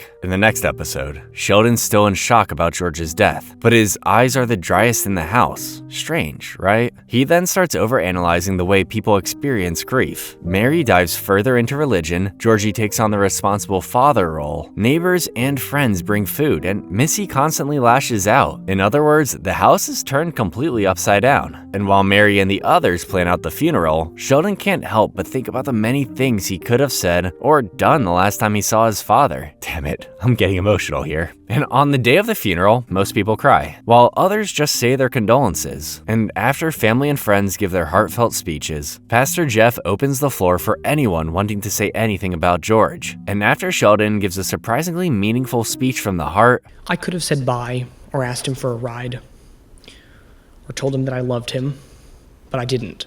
Sheldon snaps out of this alternate reality. Turns out, he never actually gave that speech, and he definitely regrets it. In the series finale, we start about a month after George's funeral, where Mary is really pushing herself into religion, and she's taking Missy and Sheldon down with her. And I mean literally taking them, as she's apparently taking Sheldon and Missy to church almost every day. But suddenly, we cut to the present, where adult Sheldon is writing his memoir. He gets interrupted by his wife Amy, who reminds Sheldon about his son's upcoming hockey game. He clearly doesn't want to go, but kinda like Mary, what Amy says goes. And back to young Sheldon. Mary continues to pressure Missy and Sheldon on religion, but this time, Mary demands that Missy and Sheldon get baptized, kinda against their will. According to Mary, this is the only way Missy and Sheldon's souls will be saved. And with Mary being so angry and forceful about this baptism, Georgie calls up Mima. If anybody can get Mary to loosen up, it's Mima. But after seeing her daughter in in so much pain. Mima convinces Missy and Sheldon to just go through with the baptism for Mary's sake. On the day of the baptism, Pastor Jeff briefs them on how it all works, but as soon as he offers his condolences, Missy can't take all this surface-level sympathy and storms out. But Sheldon surprisingly chooses to stay. Are you gonna go too? I know you don't believe. I don't, but I believe in you. Yep, this kid is full of surprises. We then cut to adult Sheldon one last time, where Amy reads this entire baptism unfold. Turns out she never even knew Sheldon did all this for his mom. Sheldon points out that despite being different from his parents, they were always there for him no matter what. And piggybacking on his words, Amy uses this to finally convince Sheldon to do the same for his kids and show up to their freaking hockey game. Adult Sheldon then reminisces on his childhood home, his final memories there, and the beginning of his independent college career at Caltech. I'm exactly where I'm supposed to be.